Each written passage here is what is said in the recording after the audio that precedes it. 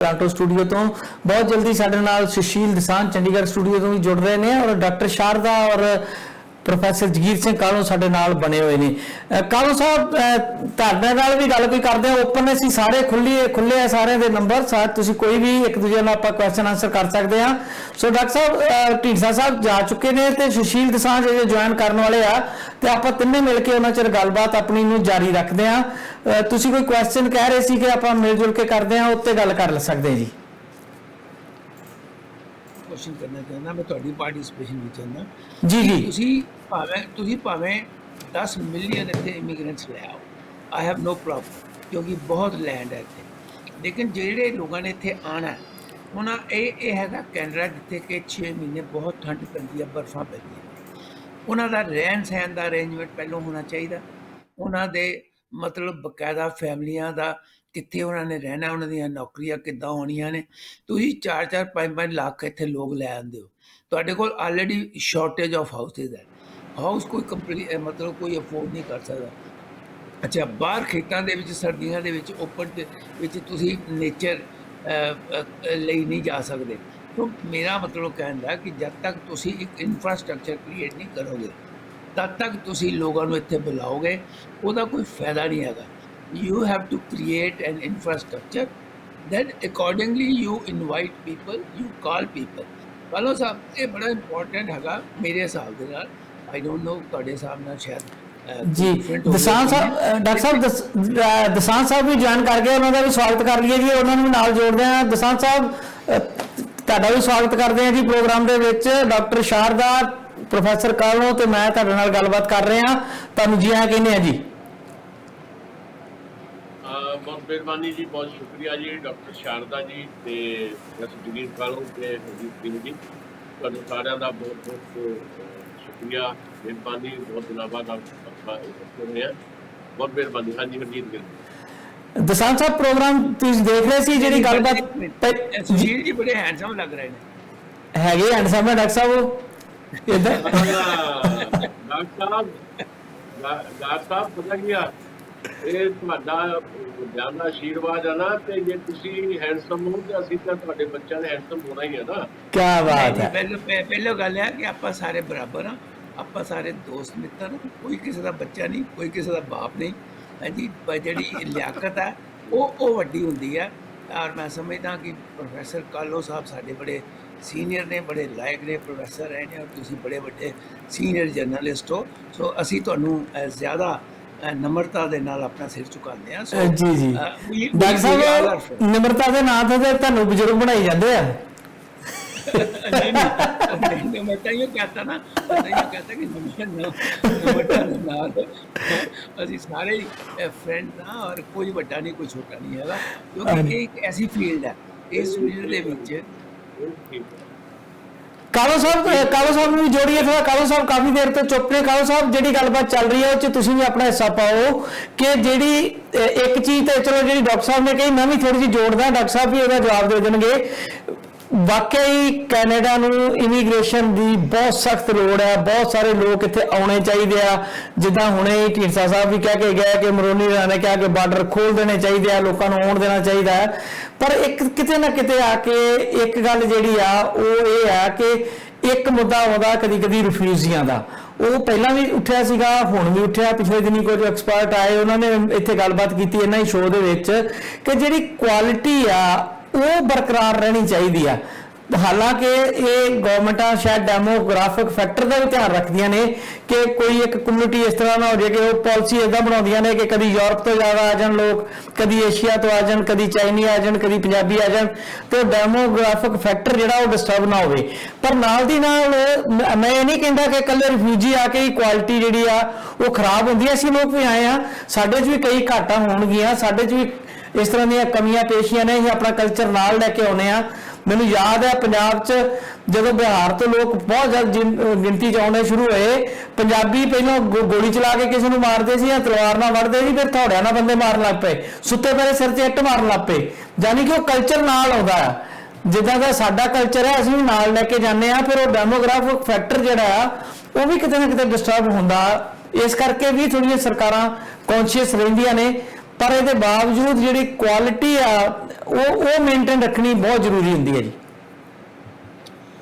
ਗਿੱਲ ਸਾਹਿਬ ਤੁਸੀਂ ਠੀਕ ਗੱਲ ਕੀਤੀ ਆ। ਅਸੀਂ ਜਿਹੜੇ ਇੱਥੇ ਲਿਬਰਲ ਪਾਰਟੀ ਦੇ ਕੈਂਡੀਡੇਟ ਸੀਗੇ ਉਹਨਾਂ ਨੂੰ ਜਦੋਂ ਟੀਵੀ ਤੇ ਬੁਲਾਇਆ ਸੀਗਾ, ਉਹਨਾਂ ਨਾਲ ਵੀ ਇਹ ਗੱਲ ਸ਼ੇਅਰ ਕੀਤੀ ਸੀਗੀ। ਜਿਹੜੇ ਪੀਸੀ ਦੇ ਉਮੀਦਵਾਰ ਆਏ ਸੀਗੇ ਉਹਨਾਂ ਨਾਲ ਵੀ ਗੱਲ ਸ਼ੇਅਰ ਕੀਤੀ ਸੀਗੀ, ਔਰ ਅਸੀਂ ਆਪਸ ਦੇ ਵਿੱਚ ਵੀ ਗਾਇਬ ਗਾਏ ਗੱਲ ਕਰਦੇ ਰਹਿੰਦੇ ਆ।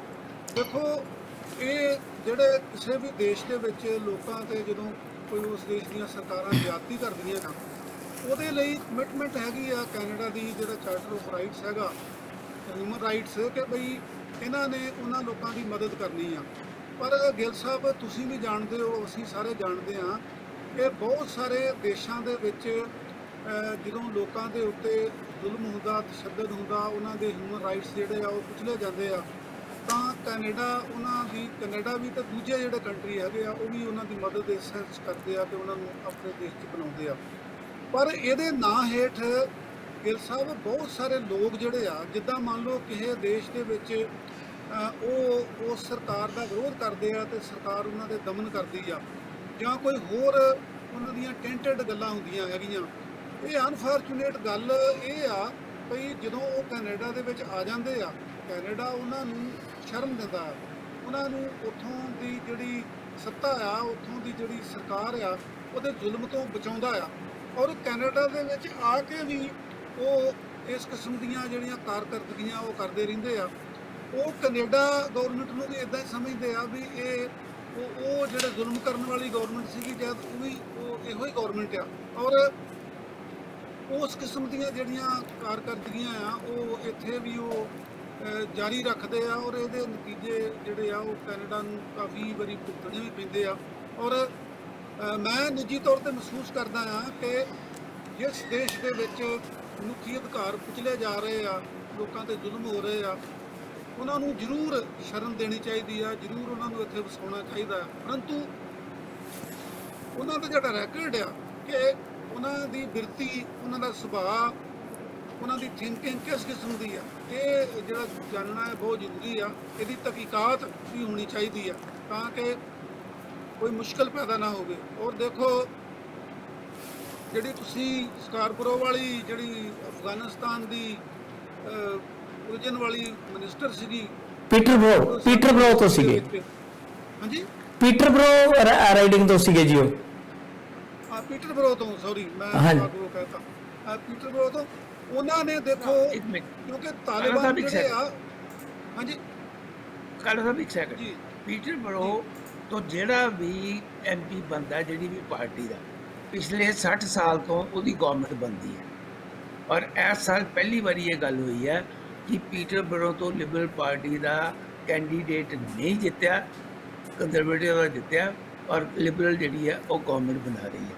ਅਮਰੀਕਾ ਦੇ ਵਿੱਚ ਪਿਛਲੇ 80 ਸਾਲ ਤੋਂ ਜਿਹੜਾ ਵੀ ਆਦਮੀ ਓਹਾਇਓ ਸਟੇਟ ਜਿੱਤਦਾ ਹੈ ਜੀ, ਉਹ ਪ੍ਰੈਜ਼ੀਡੈਂਟ, ਅਗਰ ਉਹ ਪ੍ਰੈਜ਼ੀਡੈਂਟ ਓਹਾਇਓ ਸਟੇਟ ਜਿੱਤ ਲੈ, ਉਹ ਪ੍ਰੈਜ਼ੀਡੈਂਟ ਬਣ ਜਾਂਦਾ।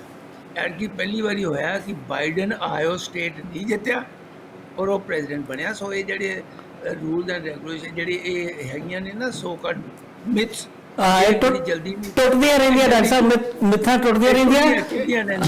ਹਾਂਜੀ ਹਾਂਜੀ। ਅੱਛਾ ਡਾਕਟਰ ਸਾਹਿਬ, ਮੈਂ ਤੁਹਾਨੂੰ ਜੋੜਨਾ ਚਾਹੁੰਦਾ ਇਸ ਗੱਲ ਨਾਲ, ਜਿਹੜੀ ਕਾਲੋ ਸਾਹਿਬ ਨਾਲ ਗੱਲ ਚੱਲ ਰਹੀ ਸੀਗੀ ਕਿ ਜਿਹੜੇ ਲੋਕ ਸਤਾਏ ਹੋਏ ਹੁੰਦੇ ਆਪੋ ਆਪਣੇ ਕੰਟਰੀ 'ਚ, ਕੈਨੇਡਾ ਦਾ ਹਿਊਮਨ ਰਾਈਟਸ ਦਾ ਰੈਕਰਡ ਇਹ ਕਹਿੰਦਾ ਆ ਕਿ ਉਹਨਾਂ ਨੂੰ ਕੈਨੇਡਾ ਹਮੇਸ਼ਾ ਸ਼ਰਨ ਦਿੰਦਾ ਹੈ, ਪਰ ਉਹ ਲੋਕ ਜਿਹੜੀਆਂ ਮੂਵਮੈਂਟ 'ਚੋਂ ਆਏ ਹੁੰਦੇ ਆ ਉਹ ਇੱਥੇ ਆ ਕੇ ਵੀ ਉਹ ਮੂਵਮੈਂਟ ਨੂੰ ਜਾਰੀ ਰੱਖਣ ਦੀ ਕੋਸ਼ਿਸ਼ ਕਰਦੇ ਆ। ਮੈਂ ਖਾਲਿਸਤਾਨ ਦੀ ਗੱਲ ਕਰਦਾ, ਭਾਰਤ ਦੀ ਧਰਤੀ ਤੇ ਖਾਲਿਸਤਾਨ ਨਹੀਂ ਨਜ਼ਰ ਆਉਂਦਾ ਤੇ ਹਰ ਦੂਜੇ ਮਹੀਨੇ ਸਾਨੂੰ ਕੌਂਸਲੇਟ ਜਨਰਲ ਦੇ ਦਫ਼ਤਰ ਦੇ ਉੱਤੇ ਮੁਜ਼ਾਹਰੇ ਮਿਲ ਜਾਂਦੇ ਆ। ਇਸੇ ਤਰ੍ਹਾਂ ਹੀ ਲੰਕਾ ਵਾਲਿਆਂ ਦੇ ਜਿਹੜੇ ਉੱਥੇ ਕੁਚਲੀ ਗਈ ਹੈ ਪੂਰੀ ਦੀ ਪੂਰੀ ਮੂਵਮੈਂਟ, ਪਰ ਇੱਥੇ ਸਾਨੂੰ ਮੁਜ਼ਾਹਰੇ ਦਿਖਦੇ ਆ। ਕੱਲ ਨੂੰ ਅਫਗਾਨਿਸਤਾਨ ਦੇ ਵੀ ਮੁਜ਼ਾਹਰੇ ਹੋ ਜਾਣਗੇ, ਸੀਰੀਆ ਵਾਲਿਆਂ ਦੇ ਵੀ ਹੋ ਜਾਣਗੇ। ਉਹਨਾਂ ਦਾ ਆਪਣਾ ਸਟਾਈਲ ਆ ਜ਼ਿੰਦਗੀ 'ਚ ਚੱਲਣ ਦਾ। ਇੱਥੇ ਯੂਰਪੀਅਨ ਕੰਟਰੀ ਦਾ ਜਾਂ ਜਿਹੜੇ ਵੈਸਟਰਨ ਕੰਟਰੀ ਹੋਣਗੇ, ਨਾਰਥ ਅਮਰੀਕਨ ਕੰਟਰੀ ਨੇ, ਇਹਨਾਂ ਦਾ ਆਪਣਾ। ਫਿਰ ਜਦੋਂ ਇਹ ਥੋੜੀ ਜਿਹੀ ਪਾਬੰਦੀ ਲਾਉਂਦੇ ਆ, ਜਿੱਦਾਂ ਹੁਣ ਬੁਰਕੇ ਦੀ ਗੱਲ ਚੱਲੀ ਆ, ਹਿਜਾਬ ਦੀ ਗੱਲ ਚੱਲਦੀ ਆ, ਸਾਡੀ ਪਗੜੀ ਦੀ ਗੱਲ ਚੱਲਦੀ ਆ, ਤੇ ਫਿਰ ਸਾਨੂੰ ਉਹ ਚੀਜ਼ ਬੜੀ ਚੁਭਦੀ ਆ। ਮਤਲਬ ਕਿਤੇ ਨਾ ਕਿਤੇ ਜਾ ਕੇ ਸਰਕਾਰਾਂ ਜਿਹੜੀਆਂ ਨੇ ਉਹ ਅਲਾਓ ਵੀ ਕਰਦੀਆਂ ਨੇ, ਫਿਰ ਉਹਦੇ ਸਿੱਟੇ ਵੀ ਉਹਨਾਂ ਨੂੰ ਹੀ ਭੁਗਤਣੇ ਪੈਂਦੇ ਆ ਕਿ ਹਰ ਚੌਥੇ ਦਿਨ ਡਾਊਨਟਾਊਨ 'ਚ ਟ੍ਰੈਫਿਕ ਜਾਮ ਹੁੰਦੀ ਆ ਤੇ ਝੰਡੇ ਲਿਖ ਕੇ ਲੋਕ ਆਪੋ ਆਪਣੀ ਐਜੀਟੇਸ਼ਨ ਦੀਆਂ ਗੱਲਾਂ ਇੱਥੇ ਕਰਦੇ ਆ, ਜਦੋਂ ਕਿ ਕੈਨੇਡਾ ਨੇ ਉਹਨਾਂ ਨੂੰ ਸ਼ਰਮ ਦਿੱਤੀ ਹੋਈ ਆ। ਉਸ ਐਜੀਟੇਸ਼ਨ ਨਾਲ ਕੋਈ ਲੈਣਾ ਦੇਣਾ ਨਹੀਂ ਹੁੰਦਾ ਉਹਦਾ, ਤੇ ਬਦਨਾਮੀ ਵੀ ਹੁੰਦੀ ਆ। ਜਿੱਦਾਂ ਹੁਣ ਭਾਰਤ ਵਿੱਚ ਕਈ ਵਾਰ ਇਹ ਕਿਹਾ ਜਾਂਦਾ ਹੈ ਕਿ ਕੈਨੇਡਾ ਸ਼ਹਿ ਦਿੰਦਾ ਜੀ ਖਾਲਿਸਤਾਨ ਦੀ ਮੂਵਮੈਂਟ ਨੂੰ। ਹਾਲਾਂ ਆਪਾਂ ਇੱਥੇ ਬੈਠੇ ਜਾਣਦੇ ਹਾਂ ਕਿ ਕੈਨੇਡਾ ਸਿੱਧੇ ਤੌਰ ਤੇ ਸ਼ਹਿ ਨਹੀਂ ਦਿੰਦਾ। ਇੱਥੋਂ ਦਾ ਜਿਹੜਾ ਹਿਊਮਨ ਰਾਈਟਸ ਦਾ ਚਾਰਟਰ ਆ, ਜਿਹੜਾ ਇੱਥੇ ਦਾ ਸਿਵਲ ਕੋਡ ਹੈ, ਉਹ ਆਜ਼ਾਦੀ ਦਿੰਦਾ ਵਿਅਕਤੀ ਨੂੰ ਕਿ ਆਪਣੀ ਗੱਲ ਕਹਿ ਸਕੇ। ਇਹਦੇ ਬਾਰੇ ਤੁਸੀਂ ਕੋਈ ਕਮੈਂਟ ਕਰੋ ਕਿ ਸੁਸ਼ੀਲ ਨੂੰ ਜੋੜੀਏ।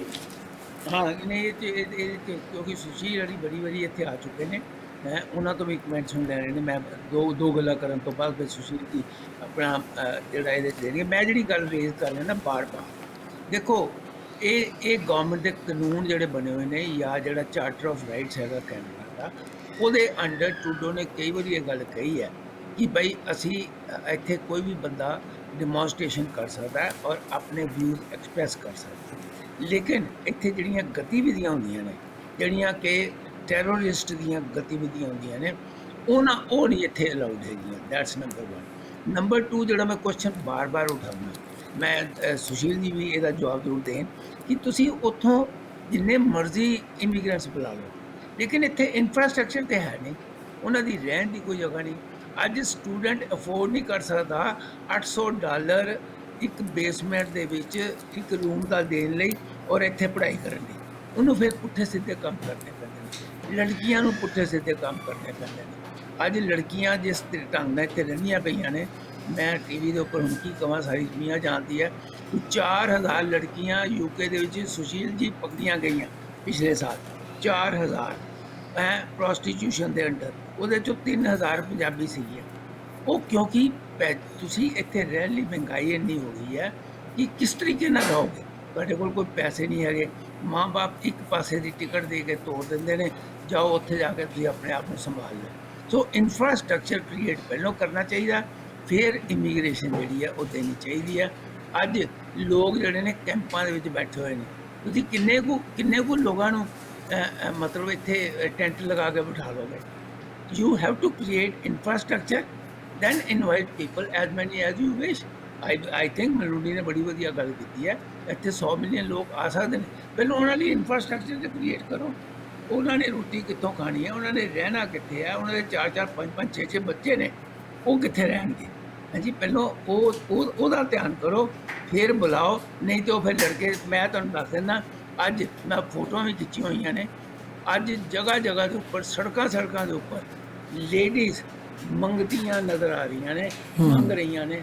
ਹਾਂਜੀ, ਫਿਰ what a shame it is in a country which is supposed to be the number 2 best in the world। ਜਗ੍ਹਾ ਦੇ ਉੱਪਰ ਮੇਰਾ ਖਿਆਲ ਹੈ ਟੋਰਾਂਟੋ ਦੇ ਵਿੱਚ ਕਮ ਸੇ ਕਮ 10,000 ਮੰਗਤਾ ਮਿਨੀਮਮ ਹੈਗਾ ਜਿਹੜਾ ਜਗ੍ਹਾ ਦੇ ਉੱਪਰ ਕਰ। ਡਾਕਟਰ ਸਾਹਿਬ, ਪਹਿਲਾਂ ਤਾਂ ਕਹਿ ਦਿੱਤਾ ਜਾਂਦਾ ਸੀ ਕਿ ਨਸ਼ੇੜੀ ਕਿਸਮ ਦੇ ਲੋਕ ਆ, ਗਵਰਨਮੈਂਟ ਦੇ ਬੈਨੀਫਿਟ ਵੀ ਲੈਂਦੇ ਆ, ਪਰ ਹੁਣ ਹਰ ਦੂਜੇ ਚੌਂਕ ਦੇ ਵਿੱਚ ਵਾਕਈ ਇਹ ਗੱਲ ਜਿਹੜੀ ਤੁਸੀਂ ਉਠਾ ਰਹੇ ਹੋ, ਇਹ ਸਾਨੂੰ ਨਜ਼ਰ ਆ ਰਹੀ ਆ।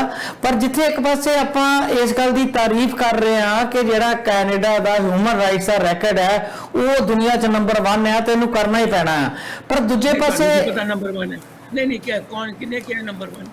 ਹੁਣ ਇਹ ਕਾਲੋ ਸਾਹਿਬ ਕਹਿ ਕੇ ਗਏ ਨੇ ਕਿ ਕਿਉਂਕਿ ਕਮਿਟਮੈਂਟ ਹੈ ਕੈਨੇਡਾ ਦੀ ਕਿ ਕਿਤੇ ਵੀ ਦੁਨੀਆ ਦੇ ਕੋਈ ਲੋਕ ਹਾਂਜੀ ਨਾ ਕਹੋ, ਇਹ ਕਹੋਗੇ ਚਾਰਟਰ ਆਫ ਰਾਈਟ ਦੇ ਵਿੱਚ ਸੁਸ਼ੀਲ ਜੀ ਜਰਾ ਤੁਸੀਂ ਇਹ 'ਚ ਪਾਰਟਿਸਿਪੇਟ ਕਰੋ। ਹਾਂਜੀ ਸੁਸ਼ੀਲ ਨੂੰ ਜੋੜਦੇ ਆ ਜੀ।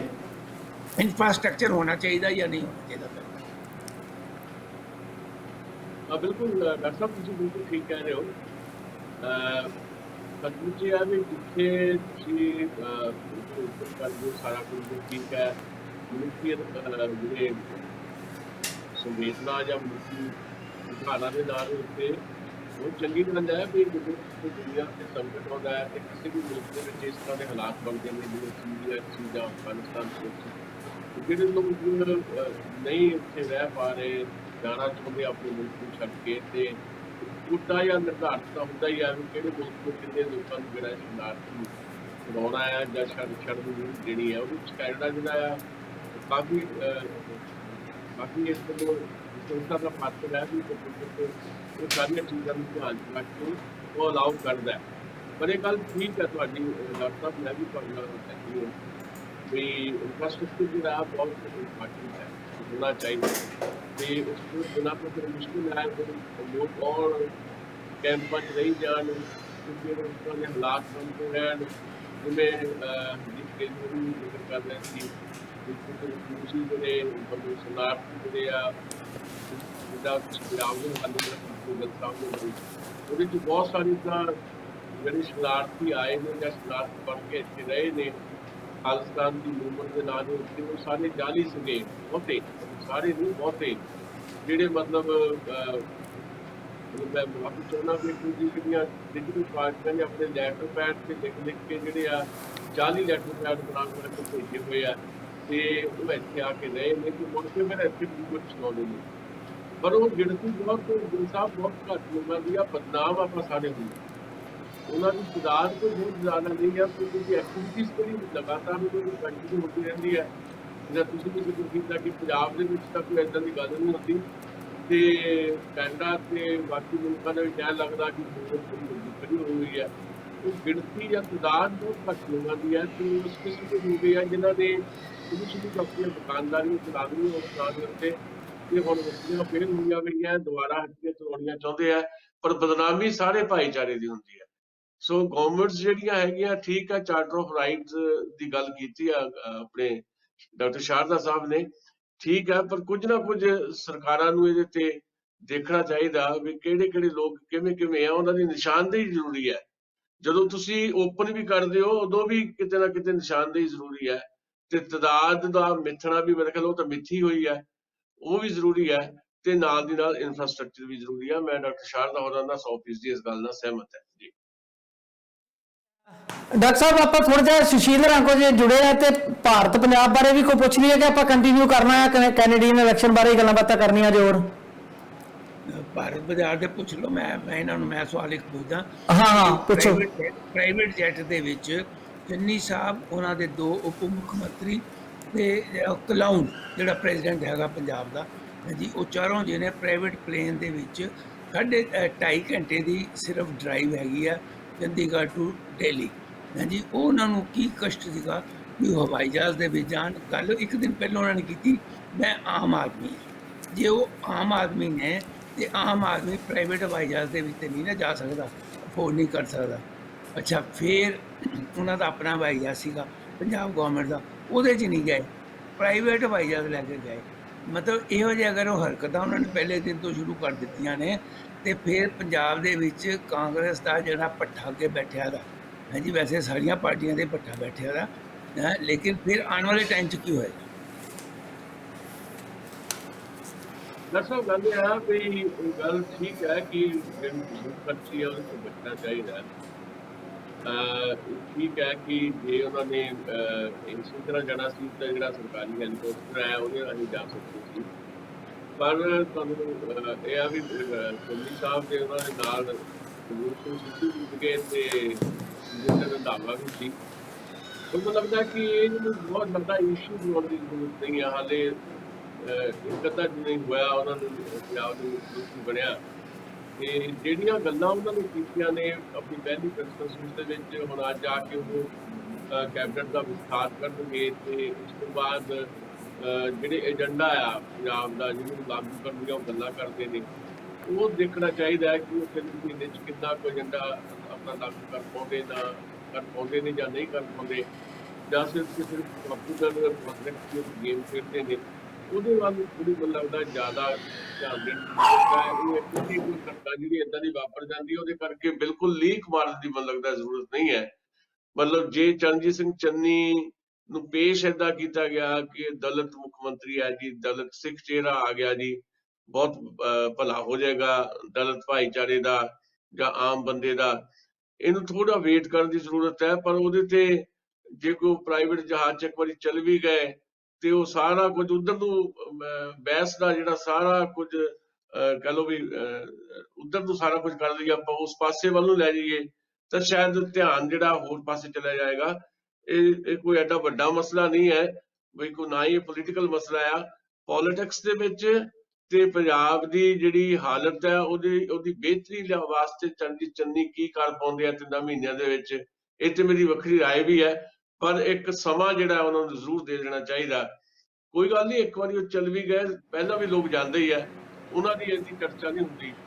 ਕੈਪਟਨ ਅਮਰਿੰਦਰ ਦੀ ਜੀਵਨ ਸ਼ੈਲੀ ਜਿਹੜੀ ਹੈ, ਉਹਨੇ ਕਿੰਨਾ ਕੁ ਪੰਜਾਬ ਨੂੰ ਬਰਬਾਦ ਕੀਤਾ ਹੁਣ ਤੱਕ, ਉਹਦੇ ਵੱਲ ਕਿਸੇ ਨੇ ਕੋਈ ਬਹੁਤਾ ਧਿਆਨ ਨਹੀਂ ਦਿੱਤਾ। ਜੇ ਚੰਨੀ ਇੱਕ ਵਾਰੀ ਚਲ ਗਏ ਪ੍ਰਾਈਵੇਟ ਜਹਾਜ਼ 'ਚ, ਕੱਲ੍ਹ ਨੂੰ ਐਡਾ ਵੱਡਾ ਬਿਲਕੁਲ ਦਸਾਂਝ ਸਾਹਿਬ, ਆਪਾਂ ਤਾਂ ਖੈਰ ਰੋਜ਼ ਗੱਲਾਂ ਕਰਦੇ ਰਹਿੰਦੇ। ਮੈਂ ਚਾਹੁੰਦਾ ਕਿ ਡਾਕਟਰ ਸਾਹਿਬ ਤੇ ਕਾਲੋ ਸਾਹਿਬ ਤੁਹਾਨੂੰ ਕੁਐਸਚਨ ਕਰਨ, ਮੈਂ ਸੁਣਾਗਾ ਅੱਜ।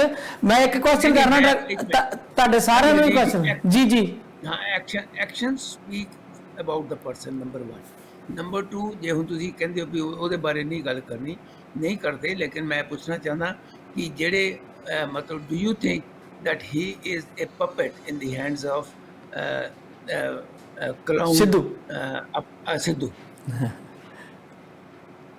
ਦੇਖੋ ਮੇਰੀ ਗੱਲ ਸੁਣੋ, ਇਹ ਮੈਨੂੰ ਲੱਗਦਾ ਜਿੱਦਾਂ ਸਾਡੇ ਕੋਈ ਮੀਡੀਆ ਦੇ ਵਿੱਚ ਵੀ ਬਹੁਤ ਇਹ ਗੱਲ ਫੈਲੀ ਹੋਈ ਹੈ, ਇਹ ਸ਼ਾਇਦ ਨਵਜੋਤ ਸਿੰਘ ਸਿੱਧੂ ਨੂੰ ਵੀ ਭਰਮ ਹੈ ਵੀ ਉਹ ਸ਼ਾਇਦ ਚਰਨਜੀਤ ਸਿੰਘ ਚੰਨੀ ਨੂੰ ਆਪਣੀ ਕਠਪੁਤਲੀ ਦੇ ਤੌਰ ਤੇ ਯੂਜ਼ ਕਰ ਸਕੇਗਾ, ਜਿੱਦਾਂ ਉਹਨਾਂ ਨੇ ਗੱਲਾਂ ਕੀਤੀਆਂ। ਜੇ ਦੇਖੋ ਮੇਰੇ ਵਰਗਾ ਬੰਦਾ, ਉਹਨੂੰ ਇਹ ਗੱਲ ਬੁਰੀ ਲੱਗ ਸਕਦੀ ਹੈ, ਸਧਾਰਨ ਬੰਦੇ ਨੂੰ ਬੁਰੀ ਲੱਗ ਸਕਦੀ ਹੈ। ਜੋ ਨਵਜੋਤ ਸਿੰਘ ਸਿੱਧੂ ਨੇ ਜਿੱਦਣ ਚਰਨਜੀਤ ਸਿੰਘ ਚੰਨੀ ਨੇ ਸਹੁੰ ਚੁੱਕੀ ਆ, ਉਸ ਤੋਂ ਬਾਅਦ ਪ੍ਰੈਸ ਕਾਨਫਰੰਸ ਤੋਂ ਬਾਅਦ ਨਵਜੋਤ ਸਿੰਘ ਸਿੱਧੂ ਮੀਡੀਆ 'ਚ ਬੋਲੇ ਨੇ, ਜਿਵੇਂ ਜਿਸ ਅੰਦਾਜ਼ 'ਚ ਬੋਲੇ ਨੇ ਕਿ ਮੈਂ ਚੰਨੀ ਬਾਈ ਨੂੰ ਕਹਿ ਦਿੱਤਾ, ਚੰਨੀ ਬਾਈ ਆਹ ਕਰੂਗਾ, ਚੰਨੀ ਬਾਈ ਆਹ ਕਰੂਗਾ। ਉਹਨੂੰ ਇੱਕ ਡਿਗਨਿਟੀ ਹੁੰਦੀ ਆ ਕਿਸੇ ਅਹੁਦੇ ਦੀ, ਕੁਰਸੀ ਦੀ, ਉਹ ਪੰਜਾਬ ਦੇ ਮੁੱਖ ਮੰਤਰੀ ਨੇ, ਤੇ ਉਹਨਾਂ ਨੂੰ ਏਦਾਂ ਹੁਣ ਮੁਖਾਤਬ ਨਹੀਂ ਹੋਇਆ ਜਾ ਸਕਦਾ। ਇਹ ਕੋਈ ਮੈਚਿਓਰ ਪੋਲੀਟੀਸ਼ੀਅਨ ਦੀ ਨਿਸ਼ਾਨੀ ਨਹੀਂ ਹੈ ਜੋ ਨਵਜੋਤ ਸਿੰਘ ਸਿੱਧੂ ਕਰਦੇ। ਮੈਂ ਪਹਿਲੇ ਦਿਨ ਤੋਂ ਨਵਜੋਤ ਸਿੰਘ ਸਿੱਧੂ ਦੀ ਜਿਹੜੀ ਕੰਮ ਕਰਨ ਦੀ ਵਿਧੀ ਹੈ ਜਾਂ ਉਹਦੀ ਜਿਹੜੀ ਸ਼ੈਲੀ, ਉਹਦੇ ਨਾਲ ਕਦੇ ਵੀ ਸਹਿਮਤ ਨਹੀਂ ਹੈ। ਸੋ ਮੈਂ ਸਮਝਦਾ ਕਿ ਨਵਜੋਤ ਸਿੰਘ ਸਿੱਧੂ ਇਸ ਭਰਮ ਦੇ ਵਿੱਚ ਹੈ ਕਿ ਉਹ ਚਰਨਜੀਤ ਸਿੰਘ ਚੰਨੀ ਨੂੰ ਆਪਣੇ ਢੰਗ ਨਾਲ ਚਲਾਉਣਗੇ। ਇਹ ਹੋਣਾ ਨਹੀਂ ਹੈ। ਚਰਨਜੀਤ ਸਿੰਘ ਚੰਨੀ ਦਾ ਵੀ ਆਪਣਾ ਇੱਕ ਕੰਮ ਕਰਨ ਦਾ ਤਰੀਕਾ ਰਿਹਾ ਹੈ।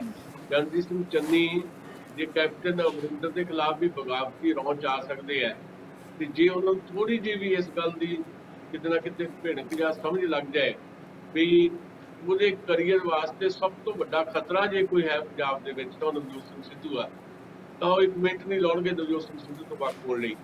ਉਹ ਜਿਹੜੀ ਕਮਜ਼ੋਰੀ ਸਮਝੀ ਜਾ ਰਹੀ ਹੈ, ਜਿਹਦੇ ਕਰਕੇ ਨਵਜੋਤ ਸਿੰਘ ਸਿੱਧੂ ਨੇ ਚਰਨਜੀਤ ਸਿੰਘ ਚੰਨੀ ਦੀ ਹਮਾਇਤ ਕੀਤੀ ਹੈ, ਇਸੇ ਕਰਕੇ ਕੀਤੀ। ਉਹ ਲੱਗਦਾ ਕਿ ਮੈਂ ਆਪਣੇ ਤਰੀਕੇ ਨਾਲ ਉਹਨੂੰ ਚਲਾਊਂਗਾ। ਇਸੇ ਕਰਕੇ ਸੁਖਜਿੰਦਰ ਰੰਧਾਵਾ ਦਾ ਉਹਨਾਂ ਨੇ ਵਿਰੋਧ ਕੀਤਾ ਵੀ ਸੁਖਜਿੰਦਰ ਰੰਧਾਵਾ ਜਿਹੜੇ ਆ ਉਹਦੀ ਗੱਲ ਨਹੀਂ ਮੰਨਣਗੇ ਤੇ ਚਰਨਜੀਤ ਸਿੰਘ ਚੰਨੀ ਨੂੰ ਜਿਵੇਂ ਮਰਜ਼ੀ ਮੈਂ ਚਲਾ ਲਊਂਗਾ। ਤੇ ਮੈਨੂੰ ਲੱਗਦਾ ਰਾਹੁਲ ਗਾਂਧੀ ਦੀ ਵੀ ਖੇਡ ਰਹੇਗੀ। ਰਾਹੁਲ ਗਾਂਧੀ ਦੀ ਅਗਲੀ ਜਿਹੜੀ ਮੁਲਾਕਾਤ ਹੋਏਗੀ ਚੰਨੀ ਨਾਲ, ਜਾਂ ਜਿਹੜਾ ਮੈਸੇਜ ਕਨਵੇ ਹੋਏਗਾ ਚੰਨੀ ਨੂੰ, ਰਾਹੁਲ ਗਾਂਧੀ ਇਹੀ ਕਹਿਣਗੇ ਕਿ ਇਹ ਬੰਦੇ ਤੋਂ ਬਚ ਕੇ ਰਹੀ, ਕਿਉਂਕਿ ਨਵਜੋਤ ਸਿੰਘ ਸਿੱਧੂ ਜੋ ਸਾਨੂੰ ਦਿਖਾਈ ਦੇ ਰਿਹਾ ਇਸ ਵੇਲੇ ਵੀ ਪਤਾ ਨਹੀਂ ਉਹ ਸਰਕਾਰ ਹੀ ਉਹਨੇ ਚਲਾਉਣੀ ਹੈ। ਮੈਂ ਤੁਹਾਨੂੰ ਗਰੰਟੀ ਨਾਲ ਕਹਿ ਸਕਦਾ ਨਵਜੋਤ ਸਿੰਘ ਸਿੱਧੂ ਦਾ ਪੰਜਾਬ ਦੇ ਵਿੱਚ ਕਾਂਗਰਸ ਪਾਰਟੀ ਚ ਰਹਿਣ ਦਾ ਕੋਈ ਕਰੀਅਰ ਨਹੀਂ ਹੈ।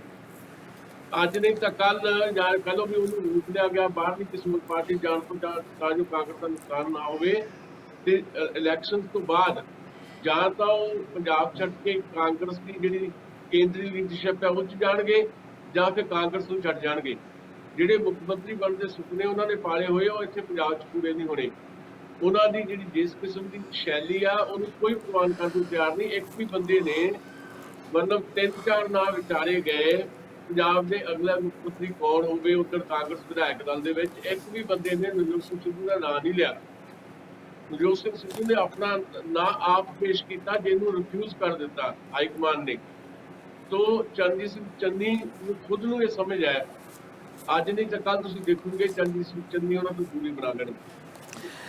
ਕਾਲੋ ਸਾਹਿਬ, ਤੁਸੀਂ ਵੀ ਕੋਈ ਗੱਲ ਕੁਐਸਚਨ ਪੁੱਛਣਾ, ਕਿਉਂਕਿ ਮੈਂ ਤੇ ਹਰ ਰੋਜ਼ ਪੁੱਛਦਾ ਰਹਿਣਾ, ਪੁੱਛ ਲਓ। ਪਰ ਇੱਕ ਕੁਐਸਚਨ ਮੇਰੇ ਜੇਨ 'ਚ ਆ, ਮੈਂ ਭੁੱਲ ਜਾਣਾ ਆ, ਡਾਕਟਰ ਸਾਹਿਬ ਨਾਲ ਵੀ ਮੈਂ ਸਾਂਝਾ ਕਰਨਾ ਚਾਹੁੰਦਾ ਆ ਕਿ ਜਿਹੜਾ ਹਾਈ ਕਮਾਂਡ ਕਲਚਰ ਹੈ ਉਹਨੂੰ ਕਿਤੇ ਨਾ ਕਿਤੇ ਠੱਲ ਪਈ ਸੀਗੀ ਕੈਪਟਨ ਸਾਹਿਬ ਦੇ ਵੇਲੇ। ਭਾਵੇਂ ਕੈਪਟਨ ਸਾਹਿਬ ਆਪ ਬਹੁਤ ਜਿਹਨੂੰ ਕਹਿੰਦੇ ਵਿਲਾਸਤਾਪੂਰਨ ਜੀਵਨ ਬਤੀਤ ਕਰ ਰਹੇ ਸੀ, ਜਿੱਦਾਂ ਦੀ ਉਹਨਾਂ ਦੀ ਸ਼ੈਲੀ ਸੀ, ਪਰ ਜਿਹੜਾ ਹਾਈ ਕਮਾਂਡ ਹੈ ਨਾ ਉਹਦੀ ਹਰ ਗੱਲ ਨਹੀਂ ਸੀ ਮੰਨੀ ਜਾਂਦੀ। ਲੱਗਦਾ ਸੀ ਕਿ ਕੈਪਟਨ ਸਾਹਿਬ ਆਪਣੀ ਗੱਲ ਵੀ ਮਨਾ ਲੈਂਦੇ ਸੀਗੇ। ਪਰ ਜਿਵੇਂ ਹੁਣ ਜਿੱਦਾਂ ਜਹਾਜ਼ ਦੀ ਗੱਲ ਚੱਲੀ ਹੈ, ਜਾਂ ਜਿਸ ਤਰ੍ਹਾਂ ਉਹਨਾਂ ਨੂੰ ਉੱਥੇ ਬੁਲਾਇਆ ਗਿਆ, ਕੈਬਨਿਟ ਦੇ ਵਿੱਚ ਵੀ ਡਿਕਟੇਟ ਉੱਪਰੋਂ ਕੀਤਾ ਜਾਏਗਾ ਤੇ ਉਧਰੋਂ ਪ੍ਰੈਸ਼ਰ ਰਹੇਗਾ ਸਿੱਧੂ ਸਾਹਿਬ ਦਾ, ਤੇ ਇੱਕ ਧੜੇਬੰਦੀ ਬੜੀ ਹੋ ਗਈ ਤਿੱਖੀ। ਔਖਾ ਤੇ ਬੜਾ ਵਾ ਚੰਨੀ ਸਾਹਿਬ ਵਾਸਤੇ, ਇਹ 'ਚ ਕੋਈ ਸ਼ੱਕ ਨਹੀਂ। ਪਰ ਜਿਹੜਾ ਹਾਈ ਕਮਾਂਡ ਕਲਚਰ ਹੈ ਇਹ ਜ਼ਿਆਦਾ ਪਾਵਰਫੁਲ ਨਹੀਂ ਹੋ ਜਾਏਗਾ ਫਿਰ ਇੱਕ ਵਾਰੀ ਪੰਜਾਬ ਦੀ ਰਾਜਨੀਤੀ 'ਚ? ਇੱਕ ਪਾਸੇ ਪਹਿਲਾਂ ਹੀ one man show Aam Aadmi party ਦਾ ਹਾਈ ਕਮਾਂਡ ਜਿਹੜੀ ਆ ਉਹ ਕੇਜਰੀਵਾਲ ਰੀ ਬੈਠੇ ਆ, ਬੀਜੇਪੀ ਦੀ ਖੈਰ ਗੱਲ ਛੱਡੋ ਕਿਉਂਕਿ ਉਹਨਾਂ ਦੀ ਪੰਜਾਬ ਦੇ ਵਿੱਚ ਕੋਈ ਬਹੁਤੀ ਸਥਿਤੀ ਚੰਗੀ ਨਹੀਂ ਆ, ਤੇ ਖੇਤਰੀ ਪਾਰਟੀ ਵਾਲਾ ਜਿਹੜਾ ਮਸਲਾ ਬਾਰ-ਬਾਰ ਉੱਭਰਦਾ, ਅਕਾਲੀ ਦਲ ਜਿਹੜਾ ਆ ਉਹ ਲੋਕਾਂ ਦੀ ਨਜ਼ਰ ਦੇ ਵਿੱਚ ਬਹੁਤ ਜ਼ਿਆਦਾ ਇਸ ਵੇਲੇ ਨਫ਼ਰਤ ਆ, ਜਿੰਨੀ ਕਿ ਬੀਜੇਪੀ ਨਾਲ ਹੈ ਲਗਭਗ ਉਸੇ ਤਰ੍ਹਾਂ ਦੀ ਅਕਾਲੀਆਂ ਨਾਲ ਵੀ ਆ। ਤੇ ਫਿਰ ਕਿਸ ਤਰ੍ਹਾਂ ਇਹ ਪੰਜਾਬ ਦੀ ਜਿਹੜੀ ਇੰਡੀਪੈਂਡੈਂਸ ਜਿਹੜੀ ਸਰਕਾਰ ਦੀ ਹੋਂਦ ਆ ਜਾਂ ਪੰਜਾਬ ਦੀ ਆਪਣੀ ਹੋਂਦ ਆ ਉਹ ਕੀ ਦਿੱਲੀ ਦੇ ਥੱਲੇ ਲੱਗ ਕੇ ਚੱਲੇਗੀ ਜਾਂ ਕੋਈ ਉੱਚ ਰਾਹ ਨਿਕਲੇਗਾ? ਕਾਹਨੂੰ ਸਾਹਿਬ ਤੁਸੀਂ ਜੋੜਵਾ ਸਵਾਲ ਕੋਈ ਪੁੱਛਣਾ ਚਾਹੋ ਪੁੱਛ ਲਓ। ਮੈਂ ਸਵਾਲ ਨਹੀਂ ਜੀ ਪੁੱਛਣਾ ਚਾਹੁੰਦਾ, ਮੈਂ ਤਾਂ ਜਿਹੜਾ ਸੁਸ਼ੀਲ ਹੋਣਾ ਨੇ ਗੱਲ ਕੀਤੀ ਆ ਮੈਂ ਉਹਦੇ ਤੇ ਕਮੈਂਟ ਕਰਨਾ ਚਾਹੁੰਦਾ ਹਾਂ ਕਰੋ ਜੀ ਕਰੋ। ਕਿ ਚਰਨਜੀਤ ਸਿੰਘ ਚੰਨੀ ਨੂੰ ਕੋਈ ਵੀ ਬੰਦਾ ਜਿਹੜਾ ਨਾ ਜੋ ਇਹ ਕਵੇ ਕਿ ਮੈਂ ਇਹਨੂੰ ਆਪਣੇ ਹਿਸਾਬ ਨਾਲ ਚਲਾਵਾਂਗਾ ਤੇ ਇਹ ਉਹਦੀ ਖੁਸ਼ਫਹਿਮੀ ਆ। ਤੁਹਾਨੂੰ ਸਾਰਿਆਂ ਨੂੰ ਯਾਦ ਹੋਣਾ ਕਿ 1964 ਦੇ ਵਿੱਚ ਜਦੋਂ ਜਵਾਹਰ ਲਾਲ ਨਹਿਰੂ ਦੀ ਡੈਥ ਹੋਈ ਸੀਗੀ ਤਾਂ ਉਦੋਂ ਜਿਹੜੇ ਕਾਂਗਰਸ ਦੇ ਵੱਡੇ ਵੱਡੇ ਲੀਡਰ ਸੀਗੇ ਉਹ ਇਸ ਗੱਲੋਂ ਚਾਲੂ ਸੀਗੇ ਕਿ ਬਈ ਅਸੀਂ ਕਿਸੇ ਕਮਜ਼ੋਰ ਬੰਦੇ ਨੂੰ ਬਣਾ ਦਿੰਦੇ ਆ ਪ੍ਰਧਾਨ ਮੰਤਰੀ, ਉਹਨੂੰ ਫਿਰ ਆਪਣੀ ਮਰਜ਼ੀ ਨਾਲ ਚਲਾਇਆ ਕਰਾਂਗੇ। ਤੇ ਉਹਨਾਂ ਨੇ ਪ੍ਰਧਾਨ ਮੰਤਰੀ ਬਣਾਇਆ ਸੀਗਾ ਲਾਲ ਬਹਾਦਰ ਸ਼ਾਸਤਰੀ। ਤੇ ਲਾਲ ਬਹਾਦਰ ਸ਼ਾਸਤਰੀ ਸਹੁੰ ਚੁੱਕਣ ਤੋਂ ਬਾਅਦ ਜਦੋਂ ਆਪਣੇ ਘਰ ਗਏ ਸੀਗੇ ਤੇ ਉਹਨਾਂ ਨੇ ਸਾਰਿਆਂ ਨੂੰ ਕਿਹਾ ਵੀ ਬੜੀ ਮਿਹਰਬਾਨੀ ਆ ਵੀ ਤੁਸੀਂ ਹੁਣ ਜਾਓ। ਤੇ ਉਹਨਾਂ ਨੇ ਆਪਣੇ ਬੇਟੇ ਨਾਲ ਤੇ ਆਪਣਾ ਜਿਹੜਾ ਉਹਨਾਂ ਦਾ ਸੈਕਟਰੀ ਸੀਗਾ ਉਹਦੇ ਨਾਲ ਸਲਾਹ ਕਰਕੇ ਤੇ ਆਪਣੀ ਜਿਹੜੀ ਸਰਕਾਰ ਆ ਉਹ ਚਲਾਈ ਸੀਗੀ। ਚੰਨੀ ਹੋਣੀ ਜੇ ਸਿੱਧੂ ਨੂੰ ਜਾਂ ਕਿਸੇ ਨੂੰ ਵੀ ਇਹ ਖੁਸ਼ਫਹਿਮੀ ਹੋਵੇ ਕਿ ਮੈਂ ਇਹਨਾਂ ਨੂੰ ਆਪਣੀ ਮਰਜ਼ੀ ਨਾਲ ਚਲਾਵਾਂਗਾ ਤਾਂ ਚੰਨੀ ਸਾਹਿਬ ਕਿਸੇ ਦੀ ਮਰਜ਼ੀ ਨਾਲ ਵੀ ਨਹੀਂ ਚੱਲਣਗੇ। ਔਰ ਜਿਹੜੀ ਚੰਨੀ ਸਾਹਿਬ ਦੀ ਇਸ ਵੇਲੇ ਪ੍ਰਾਪਤੀ ਆ, ਉਹਨਾਂ ਨੇ ਕੈਪਟਨ ਦੇ ਖਿਲਾਫ ਬਗਾਵਤ ਵੀ ਕੀਤੀ ਸੀਗੀ ਔਰ ਨਾਲ ਦੀ ਨਾਲ ਕੈਪਟਨ ਪਿਛਲੇ 4.5 ਸਾਲਾਂ ਦੇ ਵਿੱਚ ਪੰਜਾਬ ਦੇ ਲੋਕਾਂ ਦੇ ਮਨਾਂ ਦੇ ਵਿੱਚੋਂ ਬਿਲਕੁਲ ਲੱਥ ਗਏ ਸੀਗੇ, ਕਿਉਂਕਿ ਉਹਨਾਂ ਨੇ ਹੋਰ ਤਾਂ ਕੀ ਕਰਨਾ ਸੀਗਾ। ਉਹ ਜਿਹੜੀ ਪੰਜਾਬ ਦੇ ਮੁੱਖ ਮੰਤਰੀ ਦੀ ਸਰਕਾਰੀ ਰਿਹਾਇਸ਼ ਆ ਉਹਦੇ ਵਿੱਚ ਵੀ ਕਦੀ ਨਹੀਂ ਠਹਿਰੇ। ਉਹ ਪਰਾਂ ਹਿਮਾਚਲ ਵੱਲ ਸੀਸਵਾਂ ਵੱਲ ਜਾ ਕੇ ਇੱਕ ਪ੍ਰਾਈਵੇਟ ਹਾਊਸ ਦੇ ਵਿੱਚ ਰਹਿੰਦੇ ਸੀਗੇ। ਤੇ ਇਹ ਵੀ ਜੱਗ ਜ਼ਾਹਰ ਹੈਗਾ ਕਿ ਉਹਨਾਂ ਦੇ ਨਾਲ ਇੱਕ ਪਾਕਿਸਤਾਨੀ ਨਾਗਰਿਕ ਜਿਹੜੀ ਹੈਗੀ ਆ ਉਹ ਵੀ ਲੰਮੇ ਸਮੇਂ ਤੋਂ ਰਹਿ ਰਹੀ ਸੀਗੀ। ਸੋ ਇਸ ਕਰਕੇ ਚੰਨੀ ਜਿਹੜਾ ਆ ਉਹ ਇੱਕ ਡਾਊਨ ਟੂ ਅਰਥ ਇੱਕ ਜ਼ਮੀਨ ਤੋਂ ਉੱਠਿਆ ਹੋਇਆ ਵਿਅਕਤੀ ਆ। ਸਟੂਡੈਂਟ ਪੋਲਿਟਿਕਸ ਦੇ ਵਿੱਚ ਵੀ ਰਿਹਾ, ਉਹ ਕਾਉਂਸਲਰ ਵੀ ਰਿਹਾ, ਉਹ ਨਗਰ ਕੌਂਸਲ ਦਾ ਪ੍ਰਧਾਨ ਵੀ ਰਿਹਾ, ਉਹ ਕੈਬਨਿਟ ਮੰਤਰੀ ਵੀ ਰਿਹਾ ਔਰ ਉਹਨੇ ਜੋ ਕੁਝ ਕਾਂਗਰਸ ਪਾਰਟੀ 'ਚ ਗਲਤ ਸੀਗਾ ਉਹਦੇ ਖਿਲਾਫ ਬਗਾਵਤ ਵੀ ਕੀਤੀ। ਜਿਹੜਾ ਤੁਹਾਡਾ ਦੂਜਾ ਸਵਾਲ ਆ ਇਹ ਹਾਈ ਕਮਾਂਡ, ਗਿੱਲ ਸਾਹਿਬ ਜਿੰਨੀਆਂ ਵੀ ਨੈਸ਼ਨਲ ਪਾਰਟੀਆਂ ਆ ਉਹਨਾਂ ਸਾਰੀਆਂ ਦੇ ਵਿੱਚ ਹਾਈ ਕਮਾਂਡ ਦੀ ਚੱਲਦੀ ਆ। ਈਵਨ ਜਿਹੜੀ ਪਾਰਟੀ 'ਚ ਮੈਂ ਰਿਹਾ ਹੈਗਾ ਕਮਿਊਨਿਸਟ ਪਾਰਟੀ ਦੇ ਵਿੱਚ ਵੀ ਜਿਹੜੀ ਡੈਮੋਕ੍ਰੇਸੀ ਆ ਉਹ ਘੱਟ ਆ, ਸੈਂਟਰਲਾਈਜੇਸ਼ਨ ਜ਼ਿਆਦਾ ਹੈਗੀ ਆ, ਮਤਲਬ ਸਾਰੀਆਂ ਕਮਿਊਨਿਸਟ ਪਾਰਟੀਆਂ ਦੇ ਲਾਗੂ ਹੁੰਦਾ। ਸੋ ਇਹ ਜਿਹੜੀ ਤੁਸੀਂ ਗੱਲ ਕਰਦੇ ਹੋ ਵੀ ਕਿਵੇਂ ਚੱਲੂਗਾ, ਬਹੁਤ ਦੇਰ ਚੱਲਦਾ ਰਿਹਾ। ਜਦੋਂ ਕੈਰੋਂ ਮੁੱਖ ਮੰਤਰੀ ਹੁੰਦੇ ਸੀਗੇ ਉਦੋਂ ਵੀ ਚੱਲਦਾ ਸੀਗਾ, ਜਦੋਂ ਆਪਣੇ ਗਿਆਨੀ ਜੈਲ ਸਿੰਘ ਸੀਗੇ ਉਦੋਂ ਵੀ ਚੱਲਦਾ ਸੀਗਾ। ਸਵਾਲ ਇਹ ਆ ਵੀ ਕੋਆਰਡੀਨੇਸ਼ਨ ਚਾਹੀਦੀ ਆ, ਜਿਹੜੀ ਸਟੇਟ ਦੀ ਲੀਡਰਸ਼ਿਪ ਆ ਉਹਦੇ ਇਹ ਜਿਹੜੇ ਜੈਨੂਅਨਲੀ ਵਿਚਾਰ ਹੈਗੇ ਆ ਉਹ ਚਾਹੀਦੇ ਆ ਜਿਹੜੇ ਹਾਈ ਕਮਾਂਡ ਤੱਕ ਉਹ ਪਹੁੰਚਾ ਸਕਣ। ਇਸ ਕਰਕੇ ਇਹ ਗੱਲ ਜਿਹੜੀ ਆ ਵੀ ਕੈਪਟਨ ਸਾਹਿਬ ਜਿਹੜੇ ਆ ਉਹ ਹਾਈ ਕਮਾਂਡ ਅੱਗੇ ਆਕੜਦੇ ਸੀਗੇ ਜਾਂ ਗੱਲ ਨਹੀਂ ਮੰਨਦੇ ਸੀਗੇ, ਉਹਨਾਂ ਨੂੰ ਹਟਾਉਣ ਦਾ ਸੋਲ ਕਾਰਨ ਇਹ ਨਹੀਂ ਹੈ। ਉਹਨਾਂ ਨੂੰ ਹਟਾਉਣ ਦਾ ਸੋਲ ਕਾਰਨ ਇਹ ਆ ਕਿ ਉਹਨਾਂ ਨੇ 4.5 ਸਾਲ ਦੇ ਵਿੱਚ ਮੁੱਖ ਮੰਤਰੀ ਦੇ ਤੌਰ ਦੇ ਉੱਤੇ ਕੋਈ ਵੀ ਸਰਗਰਮੀ ਨਹੀਂ ਕੀਤੀ। ਔਰ ਮੈਂ ਸੁਸ਼ੀਲ ਹੋਰਾਂ ਨੂੰ ਇਸ ਗੱਲ ਤੋਂ ਮੈਂ ਐਗਰੀ ਕਰਦਾ ਉਹਨਾਂ ਨਾਲ ਬਈ ਅਜੇ ਪਰਸੋਂ ਤੇ ਉਹਨਾਂ ਨੇ ਸਹੁੰ ਚੁੱਕੀ ਆ ਤੇ ਸਮਾਂ ਉਹਨਾਂ ਕੋਲ 4-5 ਮਹੀਨੇ ਦਾ ਆ। ਉਹਨਾਂ ਨੂੰ ਘੱਟੋ ਘੱਟ ਇੱਕ ਹਫ਼ਤਾ ਤਾਂ ਦੇਖੀਏ ਆਪਾਂ ਵੀ ਹਫ਼ਤੇ ਦੇ ਵਿੱਚ ਉਹ ਕੀ ਕਰਦੇ ਆ। ਪਹਿਲਾ ਟੈਸਟ ਉਹਨਾਂ ਦਾ ਇਹ ਆ ਵੀ ਉਹ ਕਿੰਨਾ ਬੰਦਿਆਂ ਨੂੰ ਆਪਣੀ ਵਜ਼ਾਰਤ 'ਚ ਲੈਂਦੇ ਆ, ਉਹਨਾਂ ਲੋਕਾਂ ਦੇ ਵਿੱਚ ਕੀ ਪ੍ਰਭਾਵ ਆ। ਔਰ ਪਹਿਲੇ ਦਿਨ ਹੀ ਮੁੱਖ ਮੰਤਰੀ ਦੇ ਤੌਰ ਤੇ ਚੰਨੀ ਹੋਰਾਂ ਨੇ ਇਹ ਕਿਹਾ ਬਈ ਇਹ ਆਮ ਆਦਮੀ ਦੀ ਸਰਕਾਰ ਹੈਗੀ ਆ ਔਰ ਹਰ ਪੱਧਰ ਦੇ ਉੱਤੇ ਜਿਹੜੇ ਸਰਕਾਰੀ ਕਰਮਚਾਰੀ ਆ ਉਹਨਾਂ ਨੂੰ ਲੋਕਾਂ ਦੇ ਸੇਵਕ ਦੇ ਤੌਰ ਦੇ ਉੱਤੇ ਪੇਸ਼ ਹੋਣਾ ਪਏਗਾ। ਤੇ ਜਿਹੜੀ ਸਿੱਧੂ ਦੀ ਗੱਲ ਹੈ ਜੀ, ਸਿੱਧੂ ਬਾਰੇ ਵੀ ਮੈਂ ਇਹ ਮਹਿਸੂਸ ਕਰਦਾ ਵੀ he is a non serious person. ਉਹਦਾ ਕ੍ਰਿਕਟ ਦੇ ਵਿੱਚ ਯੋਗਦਾਨ ਹੈਗਾ, ਕ੍ਰਿਕਟ ਦੀ ਕਮੈਂਟਰੀ 'ਚ ਯੋਗਦਾਨ ਹੈਗਾ, ਉਹਦਾ ਜਿਹੜੇ ਸ਼ੋਅ ਦੂਜੇ ਚੱਲਦੇ ਆ ਉਹਨਾਂ 'ਚ ਯੋਗਦਾਨ ਹੈਗਾ, ਪਰ ਪੋਲਿਟਿਕਸ ਦੇ ਵਿੱਚ ਉਹ ਕੋਈ ਮੈਚਿਓਰ ਪੋਲੀਟੀਸ਼ੀਅਨ ਨਹੀਂ ਹੈ। ਜਿਵੇਂ ਉਹਨਾਂ ਨੇ ਚੰਨੀ ਬਾਈ ਕਿਹਾ ਔਰ ਚੰਨੀ ਹੋਰਾਂ ਦੇ ਮੋਢੇ ਉੱਤੇ ਹੱਥ ਰੱਖਦੇ ਰਹੇ। ਤੁਹਾਡੇ ਪਰਸਨਲ ਰਿਲੇਸ਼ਨ ਗਿੱਲ ਸਾਹਿਬ ਕਿਸੇ ਨਾਲ ਜਿੱਦਾਂ ਦੇ ਮਰਜ਼ੀ ਹੋਣ, ਪਰ ਚੀਫ ਮਿਨਿਸਟਰ ਦਾ ਅਹੁਦਾ ਇੱਕ ਰਿਸਪੈਕਟੇਬਲ ਅਹੁਦਾ ਆ। ਉਹਨਾਂ ਨੂੰ ਮੁੱਖ ਮੰਤਰੀ ਸਾਹਿਬ, ਸੀਐਮ ਸਾਹਿਬ ਕਹਿ ਕੇ ਐਡਰੈਸ ਕਰਨਾ ਹਰ ਇੱਕ ਦਾ ਬਣਦਾ ਆ। ਔਰ ਜਦੋਂ ਅਸੀਂ ਆਮ ਚਿੱਠੀ ਲਿਖਦੇ ਹਾਂ ਚੀਫ ਮਿਨਿਸਟਰ ਨੂੰ, ਤਾਂ ਲਿਖਦੇ ਆ honourable chief minister of Punjab, ਤੇ ਉਹਨਾਂ ਨੂੰ ਇਦਾਂ ਉਹ ਚੰਨੀ ਭੁੱਲ ਜਾਣ ਕਿ ਜਿਹੜਾ ਸਿੱਧੂ ਸਾਹਿਬ ਦਾ ਦੋਸਤ ਸੀਗਾ ਜਾਂ ਸਿੱਧੂ ਨਾਲ ਕੋਈ ਸਲਾਹਬਾਤ ਕਰਦਾ ਸੀਗਾ। ਚੰਨੀ ਹੁਣ ਪੰਜਾਬ ਦੇ ਮੁੱਖ ਮੰਤਰੀ ਆ, ਔਰ ਸਿੱਧੂ ਸਾਹਿਬ ਨੂੰ ਇਸ ਵੇਲੇ ਮੈਨੂੰ ਲੱਗਦਾ ਇਹ ਆ ਕਿ ਜੇ ਗੇਨ ਹੋਇਆ ਹੈਗਾ ਉਹ ਚੰਨੀ ਨੂੰ ਹੋਇਆ ਆ, ਔਰ ਡਿਪਟੀ ਸੀਐਮ ਜਿਹੜੇ ਓਪੀ ਸੋਨੀ ਆ ਉਹਨਾਂ ਨੂੰ ਹੋਇਆ, ਸੁਖਜਿੰਦਰ ਸਿੰਘ ਰੰਧਾਵੇ ਨੂੰ ਹੋਇਆ, ਤੇ ਸਿੱਧੂ ਜਿਹੜਾ ਆ ਉਹ ਜਿਹੜਾ ਪਾਰਲੀਮੈਂਟਰੀ ਗਰੁੱਪ ਉਹਨਾਂ ਦਾ, ਉਹਦੇ ਵਿੱਚ ਵੀ ਉਹਨੇ ਮਾਰ ਖਾਧੀ ਆ ਆਪਣਾ ਨਾਮ ਪੇਸ਼ ਕਰਕੇ। ਔਰ ਚੰਨੀ ਬਾਈ ਕਹਿ ਕੇ ਮੋਢੇ ਤੇ ਹੱਥ ਰੱਖ ਕੇ ਵੀ ਉਹਨੇ ਆਪਣੀ ਮਾਰ ਖਾਧੀ ਆ। ਉਹਦਾ ਮੇਰਾ ਖਿਆਲ ਹੈ ਸਟੇਟਸ ਕਾਫੀ ਥੱਲੇ ਜਾ ਰਿਹਾ ਜੀ। ਆਪਣੇ ਦਸਾਂਝ ਸਾਹਿਬ ਤੁਹਾਡੀ ਵਾਰੀ ਹੈ ਜੀ, ਤੁਸੀਂ ਹੁਣ ਕਰੋ ਗੱਲਾਂ ਡਾਕਟਰ ਸਾਹਿਬ ਨਾਲ ਸਵਾਲ ਜਵਾਬ। ਵਾਰੀ ਕਿਦਾਂ ਦੀ ਨਹੀਂ ਹੈਗੀ, ਇੱਕ ਮਿੰਟ, ਵਾਰੀ ਕੋਈ ਨਹੀਂ ਹੈਗੀ। ਕਮੈਂਟਸ ਜਿਹੜੇ ਨੇ ਉਹਨਾਂ ਨੇ ਜਿਹੜੇ ਦਿੱਤੇ ਨੇ ਕਾਲੋ ਸਾਹਿਬ ਨੇ ਔਰ ਸੁਸ਼ੀਲ ਜੀ ਨੇ, ਉੱਤੇ ਮੈਂ ਕਮੈਂਟ ਦੇਣਾ ਜੀ ਦੋ ਕਰੋ ਡਾਕਟਰ ਸਾਹਿਬ ਦੋ ਕਮੈਂਟ। ਮੈਂ ਟੋਟਲੀ ਡਿਸਐਗਰੀ ਕਰਦਾ ਦੋਨਾਂ ਦੇ ਨਾਲ, ਦਸਾਂਝ ਸਾਹਿਬ ਨਾਲ ਵੀ, ਕਾਲੋ ਸਾਹਿਬ ਨਾਲ ਵੀ, ਕਿ ਭਾਈ ਇਹ ਜਿਹੜਾ ਬੰਦਾ ਇਹ ਇੰਡੀਪੈਂਡੈਂਟ ਮਾਈਂਡਡ ਹੈ, ਇਹ ਆਪਣੇ ਹਿਸਾਬ ਨਾਲ ਚਲਾਏਗਾ। No, he will not be able to run government on his own. ਉਹਦੇ 2 ਡਿਪਟੀ ਚੀਫ ਮਿਨਿਸਟਰ ਬਿਠਾ ਦਿੱਤੇ ਗਏ ਨੇ, ਔਰ ਹਾਈ ਕਮਾਂਡ ਜਿਹੜਾ ਉਹ ਉਹਨੂੰ ਰਨ ਕਰੇਗਾ ਕਿਸੇ ਨਾ ਕਿਸੇ ਤਰੀਕੇ ਨਾਲ। ਈਵਨ ਮੈਂ ਤੁਹਾਨੂੰ ਹੁਣ ਐਗਜ਼ਾਮਪਲ ਦੇ ਦਿੰਦਾ, ਅੰਮ੍ਰਿਤਸਰ ਦਾ SSP ਔਰ ਜਲੰਧਰ ਦਾ SSP ਔਰ ਲੁਧਿਆਣੇ ਦਾ SSP 3 ਬਦਲੇ ਗਏ ਨੇ। ਤਿੰਨੋਂ ਦੇ ਤਿੰਨੋਂ ਉਹਦੀ ਮਰਜ਼ੀ ਦਾ ਇੱਕ ਵੀ ਨਹੀਂ ਲੱਗਿਆ। ਇਹ ਰਿਕਾਰਡ ਹੈਗਾ ਜੀ। ਅੱਜ ਜਗ੍ਹਾ ਦੇ ਉੱਪਰ ਇਹ ਖਬਰਾਂ ਮੈਂ ਟ੍ਰਿਬਿਊਨ 'ਚ ਵੀ ਪੜ੍ਹੀਆਂ, ਹੋ ਰਿਹਾ ਜਗ੍ਹਾ ਤੇ, not even one of his choice. ਹਾਂ, ਆਪਣੀ ਚੋਇਸ ਦੇ ਉਹ 2-4 ਮਿਨਿਸਟਰ ਬਣਾ ਸਕਦਾ, ਲੇਕਿਨ ਬਾਕੀ ਦੇ ਜਿੰਨੇ ਵੀ ਮਿਨਿਸਟਰ ਬਣਨਗੇ ਉਹ ਬਾਕੀ ਦੇ ਜਿਹੜੇ ਡਿਪਟੀ ਚੀਫ ਮਿਨਿਸਟਰ ਨੇ ਉਹਨਾਂ ਦੀ ਮਰਜ਼ੀ ਨਾਲ ਜਾਂ ਹਾਈ ਕਮਾਂਡ ਦੀ ਮਰਜ਼ੀ ਨਾਲ ਜਾਂ ਰਾਵਤ ਦੀ ਮਰਜ਼ੀ ਨਾਲ ਬਣਨਗੇ, ਨਾ ਕਿ ਇਸ ਸ਼ਖਸ ਦੀ ਮਰਜ਼ੀ ਨਾਲ ਬਣਨਗੇ। ਜਦੋਂ ਕੈਬਨਿਟ ਉਹਦੀ ਆਪਣੀ ਮਰਜ਼ੀ ਨਾਲ ਨਹੀਂ ਬਣੇਗੀ, he will not be able to work independently. ਹਰ ਐਕਸ਼ਨ ਜਿਹੜਾ ਹੁੰਦਾ ਕਿਸੇ ਦਾ ਚੀਫ ਮਿਨਿਸਟਰ ਦਾ, it speaks right way to the people. ਜਿਹੜੀ ਮੈਂ ਗੱਲ ਸ਼ੁਰੂ ਤੋਂ ਕੀਤੀ ਸੀਗੀ ਹਵਾਈ ਜਹਾਜ਼ ਦੀ, ਉਹ ਬਹੁਤ ਇੰਪੋਰਟੈਂਟ ਹੈ। ਆਉਣ ਵਾਲੇ ਟਾਈਮ ਦੇ ਤੁਸੀਂ ਦੇਖਣਾ ਕਿ ਉਹਨੂੰ ਕਿੰਨਾ ਐਕਸਪਲੋਇਟ ਕੀਤਾ ਜਾਏਗਾ।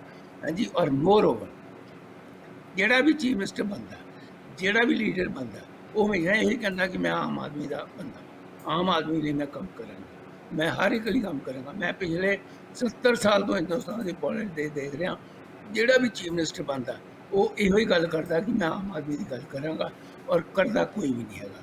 ਹਾਈ ਕਮਾਂਡ ਦੇ ਬਾਰੇ ਤੁਸੀਂ ਗੱਲ ਕੀਤੀ ਅਰਜੀਤ ਜੀ, ਮੈਂ ਜਵਾਬ ਦੇਣਾ ਚਾਹੁੰਦਾ ਕਿ ਹਾਈ ਕਮਾਂਡ ਦੇ ਵਿੱਚ ਤੁਹਾਡੀ ਬੜੀ ਵਧੀਆ ਇਹ ਰੀਡਿੰਗ ਹੈ ਕਿ ਇੱਕ ਕੈਪਟਨ ਅਮਰਿੰਦਰ ਸਿੰਘ ਜਿਹਨੇ ਜ਼ਬਰਦਸਤੀ ਆਪਣੇ ਆਪ ਨੂੰ ਪ੍ਰੈਜ਼ੀਡੈਂਟ ਥੋਪਿਆ, ਜਿਹਨੇ ਜ਼ਬਰਦਸਤੀ ਆਪਣੇ ਆਪ ਨੂੰ ਚੀਫ ਮਿਨਿਸਟਰ ਅਨਾਉਂਸ ਕਰਵਾਇਆ ਰਾਹੁਲ ਗਾਂਧੀ ਤੋਂ, ਔਰ ਦੂਸਰਾ ਜਿਹੜਾ ਬੰਦਾ ਉਹ ਹੈਗਾ ਯੋਗੀ ਆਦਿੱਤਿਆਨਾਥ, ਜਿਹਨੇ ਹਾਈ ਕਮਾਂਡ ਨੂੰ ਜਿਹੜਾ ਹੈ ਉਹ ਚੈਲੰਜ ਕੀਤਾ ਔਰ ਆਪਣੇ ਹਿਸਾਬ ਨਾਲ ਗਵਰਨਮੈਂਟ ਚਲਾ ਰਿਹਾ।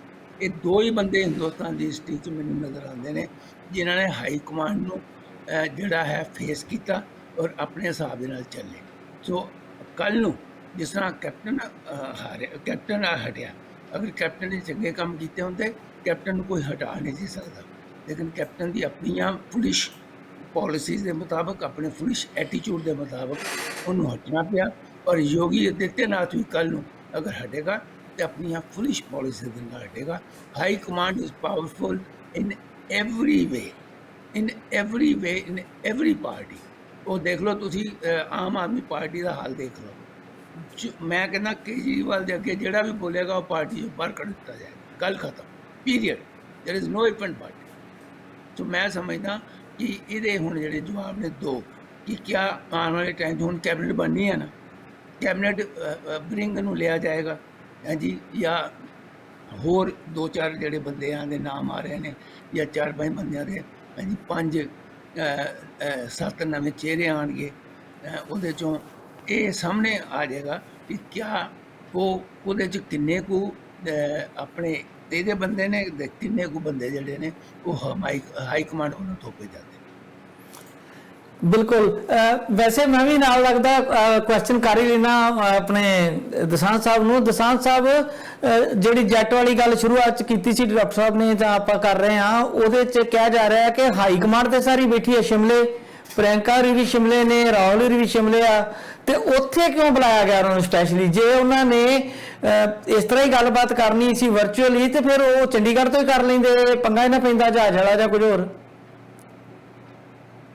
जो दसिया गया वो यह है कि शायद पहले अंबिका सोनी को मिले, फिर हरीश रावत को जाके उन्होंने फिर वीडियो कॉन्फ्रेंसिंग के राही राहुल गांधी का गल करनी थी। कुछ होर कारण भी हो सकते हैं, की कारण है उसका खुलासा भी हो जाएगा। पर जी गल अपनी चल रही है डॉक्टर शारदा उन्होंने अपने विचार ने।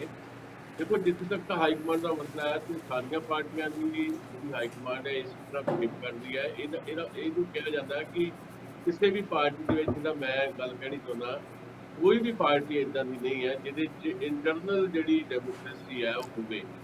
सो ये इंटरनल डेमोक्रेसी का मामला हैगा, ते इहदे लई असीं देख रहे हैं कि सारिया पार्टियां बुरी तरह इस गल का शिकार है।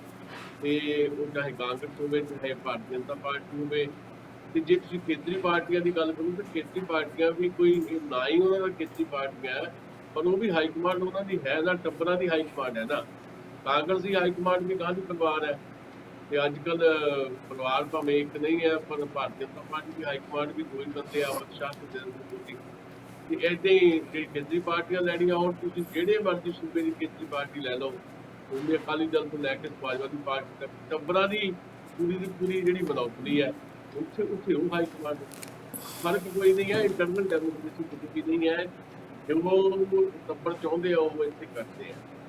दूजी गल चन्नी होना का मामला जोड़ा है ना जी, देखो असीं बहुत जल्दबाजी सारिया गल्लां करते हैं। नंबर एक गल तो यह है, जो बेसिक गल है, मैं बेसिक गल करनी चाहना, किसी भी पोलिटिकल पार्टी या किसी भी सरकार हैड करने वाले जो बंदे होंगे आ, उत्थे नीति ते नीयत दो चीज़ां होंदियां। नीयत के उत्ते चरणजीत सिंह चन्नी जिहड़े आ, उन्हां दी नीयत के उत्ते कोई शक नहीं है, पर मसला नीति का है कि जिहड़े कांग्रेस पार्टी की जिहड़ी पॉलिसी आ हुण तक रही 75 सालों में, वो इन्हां 3 महीनों बदल गई। 3 महीनों के एक पॉपुलर पॉलिटिक्स खेती जाएगी, जिहदी शुरुआत चरणजीत चन्नी ने कर दी है, जिहदे तो सारा कुछ देण दी गल्लां, सारा कुछ या एक दो एक्शन हो जाएंगे, और कैबिनेट की तो बाद एक दो एक्शन हो जाएंगे। ये भी नहीं हो सकता बई बादलों के उत्ते इमीडिएट केस दर्ज करने के हुक्म मिलेगा। बेअदबी का मामला असीं कर रहे हैं जी, लाला लाला हो जाऊगी ना, तो बादलों ने जेल च जाना, नाल दी नाल उन्हां दी जमानतां हो जाणीआं, ना ही ये मसला हल होना, पर लाला लाला हो जानी है। लोगों नौ भी चन्नी होरी आए ने ते कमाल करती आउंदे ही उन्होंने बादल केस दर्ज करते। वो ये भी कर सकते हैं बिजली समझौते रद्द कर दो जी, पीपीए रद्द कर दो, वो रद्द हो गए जी, वो चल जाऊ, सारा कुछ गल उत्थे खड़ी रहनी है, मसला तो हल नहीं होना। 3 महीनों की हो सकता, तो मसला यह है भी इदा के पॉपुलर के स्टैप चक के थोड़े बहुत वो कांग्रेस पार्टी के खिलाफ जो माहौल बनया होया, उन्होंने कांग्रेस पार्टी के पक्ष करने की कोशिश करेंगे तो सफल हो सकते हैं। क्योंकि मैं समझदा है कि चरणजीत सिंह चन्नी के नाम के उत्ते जो सधारण बंदे कुछ लोग बंदे गल करते हैं ना जी, वो भावना चली गई है, खास तौर से जो सैक्शन है 32-33%, उच्च भावना चल गई है, चली जाती होती है ना भी साडा बंदा मुख्यमंत्री। ये भावना ने बहुत काट कर दी है, इसे करके जो बाकी विरोधी पार्टियां सोचा है, उन्होंने पता नहीं लग रहा कि ये जरा जो कुछ हो गया, जो कांग्रेस ने कर दिता, ਜਾਂ ਜਿਹਨੂੰ मैं 2 दिन ਤੋਂ कह रहा भी बाई चांस हो गया, ਤੇ ਵੀ ਇਹਦੀ ਕਾਟ ਕੀ ਹੈ ਉਹਨਾਂ ਦੇ ਕੋਲ। ਸੋ ਇਸ ਕਰਕੇ ਇਹ ਇੱਕ ਸਾਨੂੰ ਸਮਝਣ ਦੀ ਜ਼ਰੂਰਤ ਹੈ ਵੀ ਬਦਲਣਾ ਕੁਝ ਨਹੀਂ ਹੈ, ਚਰਨਜੀਤ ਸਿੰਘ ਚੰਨੀ ਕੁਝ ਨਹੀਂ ਬਦਲ ਸਕਦੇ। ਜਦੋਂ ਅਗਲੀ ਸਰਕਾਰ ਆਏਗੀ ਉਹ 5 ਸਾਲ ਦੇ ਵਿੱਚ ਕਿੱਦਾਂ ਕੰਮ ਕਰਨਾ ਉਹ ਇੱਕ ਵੱਖਰਾ ਮਸਲਾ। ਇਹ 3 ਮਹੀਨੇ ਤਾਂ ਇੱਕ ਪਾਪੂਲਰ ਦੀ ਖੇਡ ਖੇਡਣੀ ਹੈ, ਤੇ ਖੇਡ ਖੇਡਣ ਲਈ ਚਰਨਜੀਤ ਸਿੰਘ ਚੰਨੀ ਨੂੰ ਅੱਗੇ ਲਿਆਂਦਾ ਗਿਆ। ਚਰਨਜੀਤ ਸਿੰਘ ਚੰਨੀ ਦੀ ਖੁਦ ਦੀ ਨੀਅਤ ਤੇ ਕੋਈ ਸ਼ੱਕ ਨਹੀਂ ਹੈ, ਪਰ ਇੱਥੇ ਮਸਲਾ ਪਾਲਿਸੀਜ਼ ਦਾ ਹੈ। ਬਾਕੀ ਨਵਜੋਤ ਸਿੰਘ ਸਿੱਧੂ ਜਾਂ ਕੋਈ ਵੀ ਹੋਰ ਹੈ, ਉਹ ਉਹਨਾਂ ਦੇ ਪਹਿਲੇ ਦੁਸ਼ਮਣ ਜੇ ਕੋਈ ਹੈ ਚਰਨਜੀਤ ਸਿੰਘ ਚੰਨੀ ਦੇ, ਮੈਂ ਸਮਝਦਾ ਕਿ ਉਹ ਸ਼ਾਇਦ ਉਹਨਾਂ ਦੀ ਪਾਰਟੀ ਦੇ ਅੰਦਰ ਹੀ ਇਦਾਂ ਦੇ ਲੋਕ ਨੇ ਜਿਹੜੇ ਨਵਜੋਤ ਸਿੰਘ ਸਿੱਧੂ ਵਰਗੇ ਆ, ਜਿਹੜੇ ਉਹਨਾਂ ਨੂੰ ਫੇਲ ਕਰਨਾ ਚਾਹੁਣਗੇ, ਉਹਨਾਂ ਨੂੰ ਫੇਲ ਕਰਕੇ ਆਪਣਾ ਦਾਅ ਲਾਉਣਾ ਚਾਹੁਣਗੇ, ਤਾਂ ਜੋ ਜਿਹੜੀ ਇਹ ਗੱਲ ਮੈਚਿਓਰ ਹੋ ਰਹੀ ਹੈ ਹੌਲੀ ਹੌਲੀ ਵੀ ਅਗਲੇ ਸੀਐਮ ਦੇ ਚਿਹਰੇ ਵੀ ਚਰਨਜੀਤ ਸਿੰਘ ਚੰਨੀ ਹੋਣਗੇ, ਉਹਨੂੰ ਕਿਤੇ ਨਾ ਕਿਤੇ ਸਾਈਡ ਤੇ ਕੀਤਾ ਜਾ ਸਕੇ। ਇਹ ਪੂਰੀ ਖੇਡ ਜਿਹੜੀ ਹੈ ਨਾਲ ਨਾਲ ਰਹਿ ਕੇ ਨਵਜੋਤ ਸਿੰਘ ਸਿੱਧੂ ਰਚਣਗੇ। ਸੋ ਇਹ ਗੱਲ ਸਮਝ ਆਉਂਦੀ ਹੋਏਗੀ, ਮੈਨੂੰ ਲੱਗਦਾ ਚਰਨਜੀਤ ਸਿੰਘ ਚੰਨੀ ਨੂੰ ਅੱਜ ਨਹੀਂ ਤਾਂ ਇੱਕ ਦੋ ਦਿਨਾਂ 'ਚ ਸਮਝ ਆ ਜਾਏਗੀ। ਜੀ ਮੈਂ ਇਹ ਪੁੱਛਣਾ ਚਾਹੁੰਦਾ ਸੁਸ਼ੀਲ ਜੀ ਕਿ ਤੁਹਾਨੂੰ ਕੀ ਲੱਗਦਾ ਜਿਹੜੀ ਹੁਣ ਕੈਬਨਿਟ ਬਣਨੀ ਹੈ, ਅਨਾਉਂਸ ਹੋ ਜਾਣੀ ਹੈ ਕੱਲ, ਹਾਂਜੀ, ਉਹ ਇਹ ਤੁਸੀਂ ਨਾ ਉਹਨਾਂ ਨੇ ਗੱਲ ਕੀਤੀ, ਉਹ ਸੋਨੀਆ ਨੂੰ ਉਹਨੂੰ ਮਿਲੇ, ਆਪਣੇ ਜਿਹੜੀ ਉਹ ਲੇਡੀ ਹੈ ਪੰਜਾਬ ਦੀ, ਉਹਨੂੰ ਮਿਲੇ, ਹਾਂਜੀ, ਔਰ ਰਾਵਤ ਨੂੰ ਮਿਲੇ, ਪਰ ਇੰਪੋਰਟੈਂਟ ਸੀਗਾ ਉਹ ਰਾਹੁਲ ਗਾਂਧੀ ਦੇ ਰਾਈਟ ਹੈਂਡ ਵੇਨੂ ਗੋਪਾਲ ਨੂੰ ਮਿਲੇ, ਜਿਹੜਾ ਕਿ ਜਨਰਲ ਸੈਕਟਰੀ ਹੈ ਕਾਂਗਰਸ ਦਾ, ਹਾਂਜੀ, ਉਹਨੂੰ ਮਿਲੇ। ਉਹ ਰਾਹੁਲ ਗਾਂਧੀ ਦਾ ਰਾਈਟ ਹੈਂਡ ਹੈ, ਉਹਨੂੰ ਮਿਲੇ, ਔਰ ਉਹਨੂੰ ਮਿਲਣ ਦੇ ਬਾਅਦ ਉੱਥੇ ਫੈਸਲਾ ਜੋ ਵੀ ਹੋਇਆ ਹੋਣਾ। ਇਹ ਮੈਨੂੰ ਦੱਸੋ ਕਿ ਤੁਹਾਨੂੰ ਕੀ ਲੱਗਦਾ ਕਿ ਸਾਰੇ ਧੜਿਆਂ ਦੇ ਬੰਦਿਆਂ ਨੂੰ ਕੈਬਨਿਟ ਦੇ ਵਿੱਚ ਲੈ ਕੇ ਆਣਗੇ? ਕਾਂਗਰਸ ਦੇ ਵਿੱਚ ਇੰਨੀ ਅਕਲ ਹੈ, ਹਾਈ ਕਮਾਂਡ 'ਚ ਇੰਨੀ ਅਕਲ ਹੈ? ਕੋਈ ਸਪੈਸ਼ਲ ਬੰਦੇ ਟਾਰਗੇਟ ਤਾਂ ਕੀਤੇ ਜਾਣਗੇ, ਨੋ ਡਾਊਟ। ਬ੍ਰਹਮਿੰਦਰਾ ਜਿਹੜਾ ਆ ਉਹ ਇਸ ਵੇਲੇ ਟਾਰਗੇਟ ਦੇ ਉੱਤੇ ਆ, ਤੇ ਕੁਝ ਲੋਕ ਹੋਰ ਵੀ ਟਾਰਗੇਟ ਕੀਤੇ ਜਾ ਸਕਦੇ ਆ ਵੀ ਹਾਂ ਸਪੈਸ਼ਲੀ ਆਹ ਬੰਦੇ ਜਿਹੜੇ ਆ, ਜਿੱਦਾਂ ਸਾਧੂ ਸਿੰਘ ਧਰਮਸੋਤ ਨੂੰ ਨਹੀਂ ਲੈ ਕੇ ਆਉਣਗੇ, ਕਿਉਂਕਿ ਜਿਹੜਾ ਬਕਾਇਦਾ ਉਹ ਘੁਟਾਲਾ ਹੋਇਆ ਪੋਸਟ ਮੈਟ੍ਰਿਕ ਸਕਾਲਰਸ਼ਿਪ ਦਾ, ਉਹਦੇ 'ਚ ਉਹਨਾਂ ਨਾਮ ਬੋਲਦਾ ਰਿਹਾ। ਇੱਕ ਦੋ ਬੰਦੇ ਟਾਰਗੇਟ ਤਾਂ ਹੋਣਗੇ, ਬਾਕੀ ਸਾਰੇ ਧੜਿਆਂ ਨੂੰ ਕਿਤੇ ਨਾ ਕਿਤੇ ਨਾਲ ਰੱਖਣ ਦੀ ਕੋਸ਼ਿਸ਼ ਤਾਂ ਹੋਏਗੀ। ਪਰ ਕੈਪਟਨ ਅਮਰਿੰਦਰ ਦੇ ਕੁਝ ਖਾਸਮ ਖਾਸ ਜਿਹੜੇ ਆ ਉਹ ਉਹਨਾਂ ਦੇ ਨਿਸ਼ਾਨੇ ਤੇ ਲਾਜ਼ਮੀ ਤੌਰ ਤੇ ਰਹਿਣਗੇ।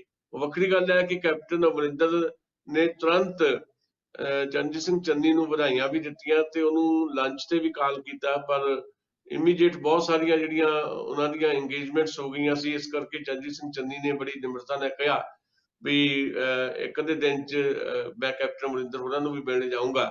ਸੋ ਉਹਨਾਂ ਦੀ ਕੋਸ਼ਿਸ਼ ਤਾਂ ਹੈ ਸਾਰੇ ਵਿਰੋਧਾਂ ਦੇ ਬਾਵਜੂਦ ਵੀ ਉਹ ਮਿਲ ਕੇ ਚੱਲਣ, ਪਰ ਦਬਾਅ ਜਿੱਦਾਂ ਕਿਹਾ ਸ਼ਾਇਦ ਹਰਜੀਤ ਗਿੱਲੋਂ ਦੀ ਕਹਿ ਰਹੇ ਸੀ ਵੀ ਚਾਰੇ ਪਾਸੋਂ ਦਬਾਅ ਉਹਨਾਂ ਤੇ ਰਹਿਣਗੇ। ਮੈਂ ਇਹ ਗੱਲ ਮੰਨਦਾ ਕਿ ਇਸ ਵੇਲੇ ਕਾਂਗਰਸ ਪਾਰਟੀ ਜਿਹੜੀ ਇੱਕ ਜਾਂ ਦੋ ਧੜਿਆਂ 'ਚ ਨਹੀਂ ਹੈ, ਕਾਂਗਰਸ ਪਾਰਟੀ 'ਚ ਕਈ ਧੜੇ ਹੈ ਤੇ ਹਰੇਕ ਧੜੇ ਦਾ ਆਪਣਾ ਆਪਣਾ ਦਬਾਅ ਰਹੇਗਾ। ਉਹਦੇ 'ਚ ਹਾਈਕਮਾਨ ਦਾ ਜਿਹੜਾ ਇਸੇ ਉਹ ਹਾਈਕਮਾਨ ਦੇ ਕੋਲੋਂ ਰਾਏ ਲੈਣ ਜਾਂ ਉਹਨੂੰ ਉਹਦੇ 'ਚ ਸਹੀ ਮਰਵਾਉਣ ਗਏ ਸੀ ਵੀ ਕਿਹੜੇ ਕਿਹੜੇ ਮੰਤਰੀ ਹੋਣੇ ਚਾਹੀਦੇ ਆ। ਸੋ ਹਾਈਕਮਾਨ ਦਾ ਦਖਲ ਇਹਦੇ 'ਚ ਇੰਪੋਰਟੈਂਟ ਰਹੇਗਾ ਵੀ ਹਾਈਕਮਾਨ ਨੇ ਕਿਹੜੇ ਧੜੇ ਨੂੰ ਜ਼ਿਆਦਾ ਤਵੱਜੋ ਦੇਣੀ ਹੈ, ਕਿਹਨੂੰ ਨਹੀਂ ਦੇਣੀ ਹੈ।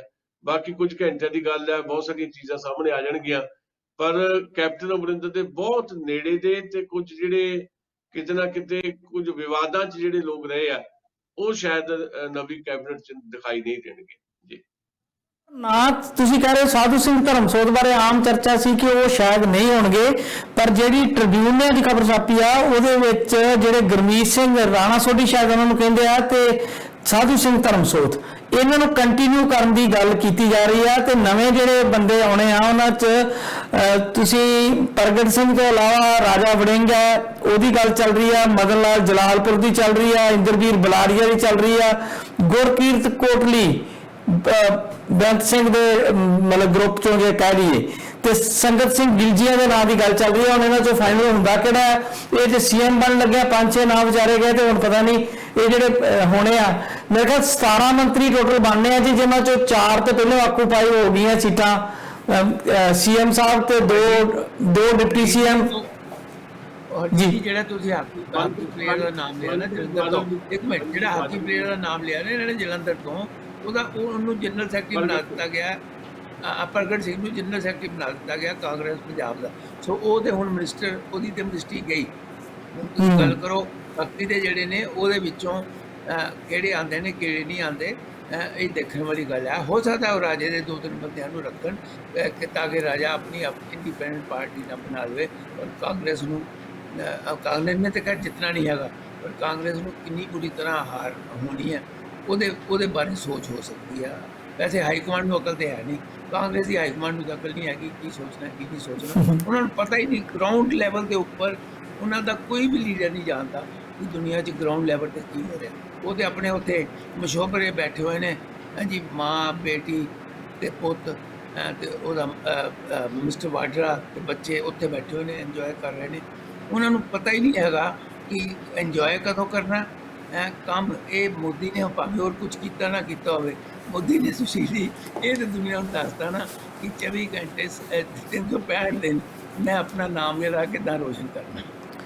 ਡਾਕਟਰ ਸਾਹਿਬ ਜਿਹੜਾ ਤੁਸੀਂ ਕਹਿ ਰਹੇ ਹੋ ਨਾ, ਆਪਣਾ ਮੈਂ ਗੱਲ ਤਾਂ ਬਣਾ ਇਹ ਕਰਨੀ ਚਾਹ ਰਿਹਾ ਸੀਗਾ ਕਿ ਹਾਈ ਕਮਾਂਡ ਦਾ ਜਿਹੜਾ ਆ ਮਾਸਟਰ ਸਟ੍ਰੋਕ ਗਿਣਿਆ ਜਾ ਰਿਹਾ, ਕਿ ਵੈਸੇ ਪਰ ਮੈਨੂੰ ਨਹੀਂ ਪਤਾ ਇਹਦੇ ਅੱਗੇ ਜਾ ਕੇ ਰਿਜ਼ਲਟ ਕੀ ਬਣਦੇ ਆ। ਜਿਹੜਾ ਚੰਨੀ ਵਾਲਾ ਮਾਸਟਰ ਸਟ੍ਰੋਕ ਆ, ਆਪਾਂ ਕੱਲ ਵੀ ਇਹ ਗੱਲ ਕਰ ਰਹੇ ਸੀ, ਸ਼ਹੀਦ ਰਾਣਾ ਬਹੁਤ ਸਾਰੇ ਲੋਕਾਂ ਦਾ ਮੰਨਣਾ ਆ ਕਿ ਇਹਦੇ ਪਿੱਛੇ ਜਿਹੜਾ ਉਹਨਾਂ ਦੇ ਰਣਨੀਤੀ ਬਣਾਉਣ ਵਾਲੇ ਪ੍ਰਸ਼ਾਂਤ ਕਿਸ਼ੋਰ ਆ, ਉਹਨਾਂ ਦਾ ਦਿਮਾਗ ਵੀ ਕਿਤੇ ਨਾ ਕਿਤੇ ਕੰਮ ਕਰ ਰਿਹਾ। ਔਰ ਇਹ ਜਿਹੜਾ ਸਾਰੀਆਂ ਪਾਰਟੀਆਂ ਨੂੰ ਉਹਨਾਂ ਨੇ ਭੰਬਲ ਭੂਸੇ 'ਚ ਪਾ ਦਿੱਤਾ, ਸਣੇ ਅਕਾਲੀ ਦਲ, ਬੀਜੇਪੀ, ਜਿਨ੍ਹਾਂ ਨੇ ਸ਼ੋਸ਼ਾ ਛੱਡਿਆ ਸੀ ਦਲਿਤ ਵਾਲਾ। ਹਾਲਾਂਕਿ ਅਸੀਂ ਉਸ ਰਾਜਨੀਤੀ ਨੂੰ ਕੁਝ ਚੰਗੀ ਨਹੀਂ ਸਮਝਦੇ ਕਿ ਕਿਸੇ ਜਾਤ ਦੇ ਨਾਂ ਤੇ ਰਾਜਨੀਤੀ ਚਲਾਈ ਜਾਵੇ, ਯੂਪੀ ਦੀ ਤਰ੍ਹਾਂ, ਬਿਹਾਰ ਦੀ ਤਰ੍ਹਾਂ, ਪਰ ਇਹਦੇ ਬਾਵਜੂਦ ਪੰਜਾਬ ਦੇ ਵਿੱਚ ਦੂਜੀਆਂ ਪਾਰਟੀਆਂ ਨੂੰ ਵਕਤ ਪੈ ਗਿਆ ਇਹ ਮਾਸਟਰ ਸਟ੍ਰੋਕ ਨਾਲ। ਚਲੋ ਮੈਂ ਜ਼ਿਆਦਾ ਨਹੀਂ ਬੋਲਣਾ, ਮੈਂ ਇੱਕੋ ਆਖਰੀ ਸਵਾਲ ਕਰਨਾ ਸੁਸ਼ੀਲ ਜੀ, ਇੱਕੋ ਹੀ ਸਵਾਲ ਕਰਨਾ ਤੁਹਾਨੂੰ ਕਿ ਜਿਹੜੇ 2 ਮੁੱਖ ਮੰਤਰੀ ਉਪ ਮੁੱਖ ਮੰਤਰੀ ਬਣਾਏ ਗਏ ਨੇ ਦੋਨੋਂ ਮਾਝੇ ਤੋਂ, ਤੁਹਾਨੂੰ ਨਹੀਂ ਲੱਗਦਾ ਕਿ ਮਾਲਵਾ ਟੋਟਲਾ ਨਾਰਾਜ਼ ਕਰ ਦਿੱਤਾ ਗਿਆ? ਜਿਹੜੇ ਹੁਣ ਬਹੁਤੇ ਮੰਤਰੀ ਆ ਰਹੇ ਨੇ 17 ਦੇ ਵਿੱਚੋਂ ਸ਼ਾਇਦ 8-9 ਮੰਤਰੀ ਜਾਂ 10 ਮੰਤਰੀ ਤੱਕ ਵੀ ਮੰਗ ਰਹੇ। ਤੁਸੀਂ ਦੇਖੋਗੇ ਮੰਤਰੀ ਬਾਦਲ ਸਮੇਤ ਜਿਹੜੇ ਆ ਬਹੁਤੇ ਮੰਤਰੀ ਜਿਹੜੇ ਆ ਉਹ ਵਾਪਸ ਵਾਲੇ ਨੇ।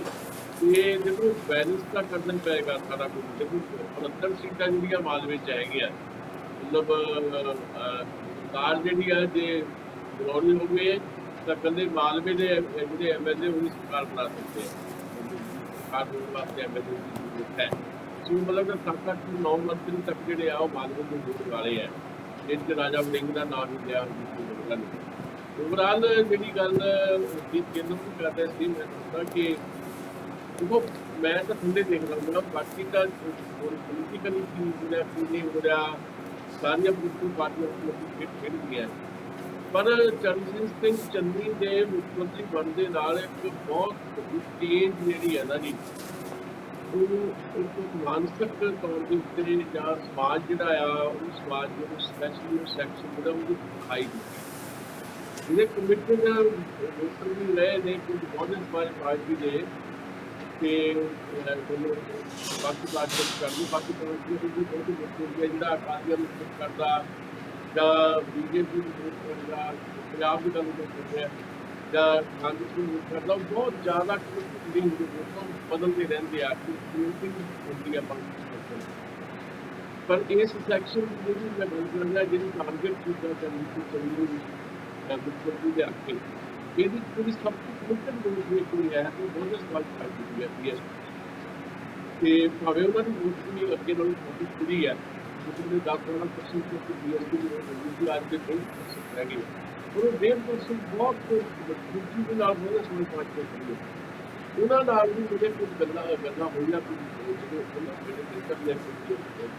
पार्टी को वो भी इस गल में बहुत ज़्यादा खुशी प्रकट कर रही थी। यहाँ तक कमाल हो गई साडा बंदा असं तो सोचा नहीं कि साडा बंदा भी मुख्यमंत्री कर सकता। ये जी भावना है ना, इस भावना ने एक 32% का बड़ा हिस्सा प्रभावित कर इन इसी करके मास्टर स्कूल क्या जा रहा है।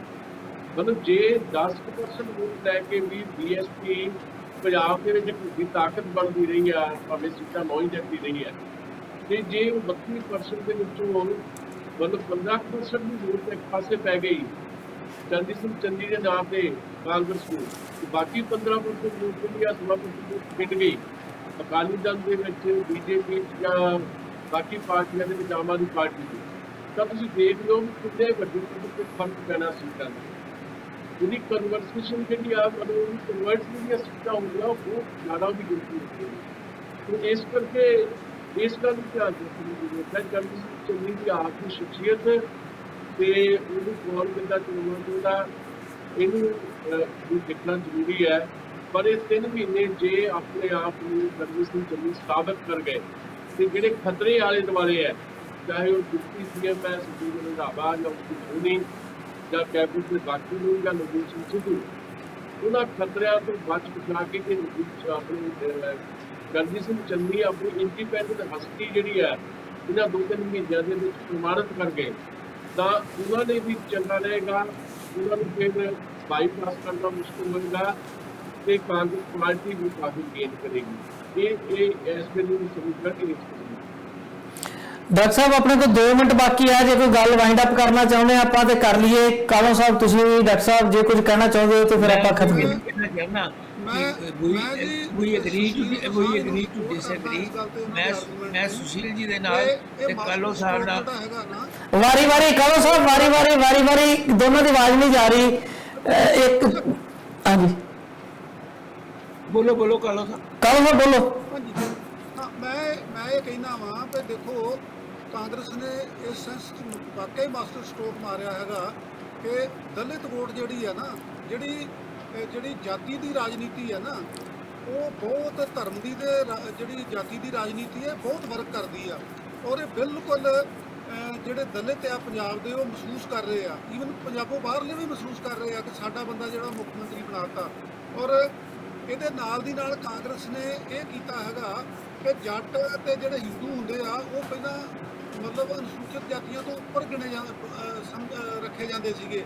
ਐਰਕਾ ਉਹਨਾਂ ਨੇ ਅਨੁਸੂਚਿਤ ਜਾਤੀ ਨੂੰ ਉੱਪਰ ਰੱਖ ਕੇ ਮੁੱਖ ਮੰਤਰੀ ਜਿਹੜਾ ਹੈਗਾ ਜਾਤੀ ਦਾ ਬਣਾਇਆ ਤੇ ਡਿਪਟੀ ਮੁੱਖ ਮੰਤਰੀ ਜਿਹੜੇ ਆ ਉਹ ਹਿੰਦੂ ਤੇ ਸਿੱਖ ਬਣਾਏ ਹੈਗੇ ਆ। ਸੋ ਮੈਂ ਸਮਝਦਾ ਵੀ ਇਹ ਉਹਨਾਂ ਨੇ ਅਸੀਂ ਭਾਵੇਂ ਉਸ ਰਾਜਨੀਤੀ ਨਾਲ ਜਾਤੀਗਤ ਰਾਜਨੀਤੀ ਨਾਲ ਸਹਿਮਤ ਹੋਈਏ ਭਾਵੇਂ ਨਾ ਹੋਈਏ, ਪਰ ਕਾਂਗਰਸ ਦੇ ਪੁਆਇੰਟ ਆਫ ਵਿਊ ਤੋਂ ਇਹ ਜਿਹੜਾ ਹੈ ਉਹਨਾਂ ਲਈ ਬੜਾ ਵੱਡਾ ਗੇਨ ਹੈ। ਜੀ ਡਾਕਟਰ ਸਾਹਿਬ ਕਰੋ ਕੰਕਲੂਡ। ਮੇਰਾ ਆਪਣਾ ਮੰਨਣਾ ਹੈ, ਮੈਂ ਦੋਨਾਂ ਆਪਣੇ ਪਿਆਰੇ ਸੱਜਣਾ ਤੋਂ ਟੋਟਲ ਡਿਸਐਗਰੀ ਕਰਦਾ ਕਿਉਂਕਿ ਚੰਨੀ ਦਾ ਜਿਹੜਾ ਫੈਕਟ ਹੈ ਉਹ ਹੈਗਾ ਦੁਆਬੇ 'ਚ ਪੈਣਾ ਜੀ। ਮਾਝਾ ਔਰ ਦੁਆਬੇ ਵਿੱਚੋਂ ਅੱਗੇ ਹੀ ਕਾਂਗਰਸ ਦੀਆਂ ਸੀਟਾਂ ਬਹੁਤ ਆਉਂਦੀਆਂ ਨੇ। ਸਵਾਲ ਪੈਦਾ ਹੁੰਦਾ ਹੈ ਕਿ ਮਾਲਵਾ ਦੇ ਵਿੱਚ ਇਹਦਾ ਇਫੈਕਟ ਕੀ ਹੋਏਗਾ। That's more important than anything else. ਦੁਆਬੇ ਦੇ ਵਿੱਚੋਂ ਮੈਕਸਿਮਮ ਸੀਟਾਂ ਅੱਗੇ ਵੀ ਕਾਂਗਰਸ ਲੈ ਕੇ ਜਾਂਦੀ ਹੈ, ਮਾਝੇ ਵਿੱਚੋਂ ਵੀ ਕਾਂਗਰਸ ਲੈ ਕੇ ਜਾਂਦੀ ਹੈ। ਸੋ ਹੁਣ ਸਵਾਲ ਇਹ ਪੈਦਾ ਹੋਏਗਾ ਕਿ ਕਿਆ ਚੰਨੀ ਦਾ ਇਫੈਕਟ ਦੁਆਬੇ ਵਿੱਚ ਪਏਗਾ ਜਾਂ ਨਹੀਂ ਪਏਗਾ, which I think he will not be able to affect. ਹਾਂ, ਜਿਹੜਾ ਬਡਿੰਗ ਦੀ ਗੱਲ ਹੋ ਰਹੀ ਹੈ ਜਾਂ ਦੂਸਰੇ, ਇਹ ਬੜੇ ਨੌਜਵਾਨ ਬੋਲਣ ਵਾਲੇ ਹੈਗੇ ਨੇ। ਇਹ ਕੁਛ ਅਗਰ ਇਹਨਾਂ ਨੂੰ ਇੰਡੀਪੈਂਡੈਂਟ ਹੱਥ ਮਿਲ ਗਿਆ, yes they will be able to impress in Doaba ਕਿਉਂਕਿ Doaba is the most important part of Punjab। Malwa 117 ਸੀਟਾਂ ਦੇ ਵਿੱਚੋਂ ਮਾਲਵਾ ਬਹੁਤ ਇੰਪੋਰਟੈਂਟ ਹੈਗਾ। ਅਗਰ ਉੱਥੇ ਇਹਦਾ ਇਫੈਕਟ ਮੈਨੂੰ ਨਹੀਂ ਲੱਗਦਾ ਉੱਥੇ ਚੰਨੀ ਦਾ ਕੋਈ ਇਫੈਕਟ ਹੋਏਗਾ। ਹਾਂ, ਉੱਥੇ ਲੋਕਲ ਲੀਡਰ ਦਾ ਇਫੈਕਟ ਜਿਹੜਾ ਉਹ ਕਿੱਦਾਂ ਹੋਏਗਾ ਉਹ ਆਉਣ ਵਾਲੀ ਗੱਲ ਹੈਗੀ ਹੈ। ਕਾਂਗਰਸ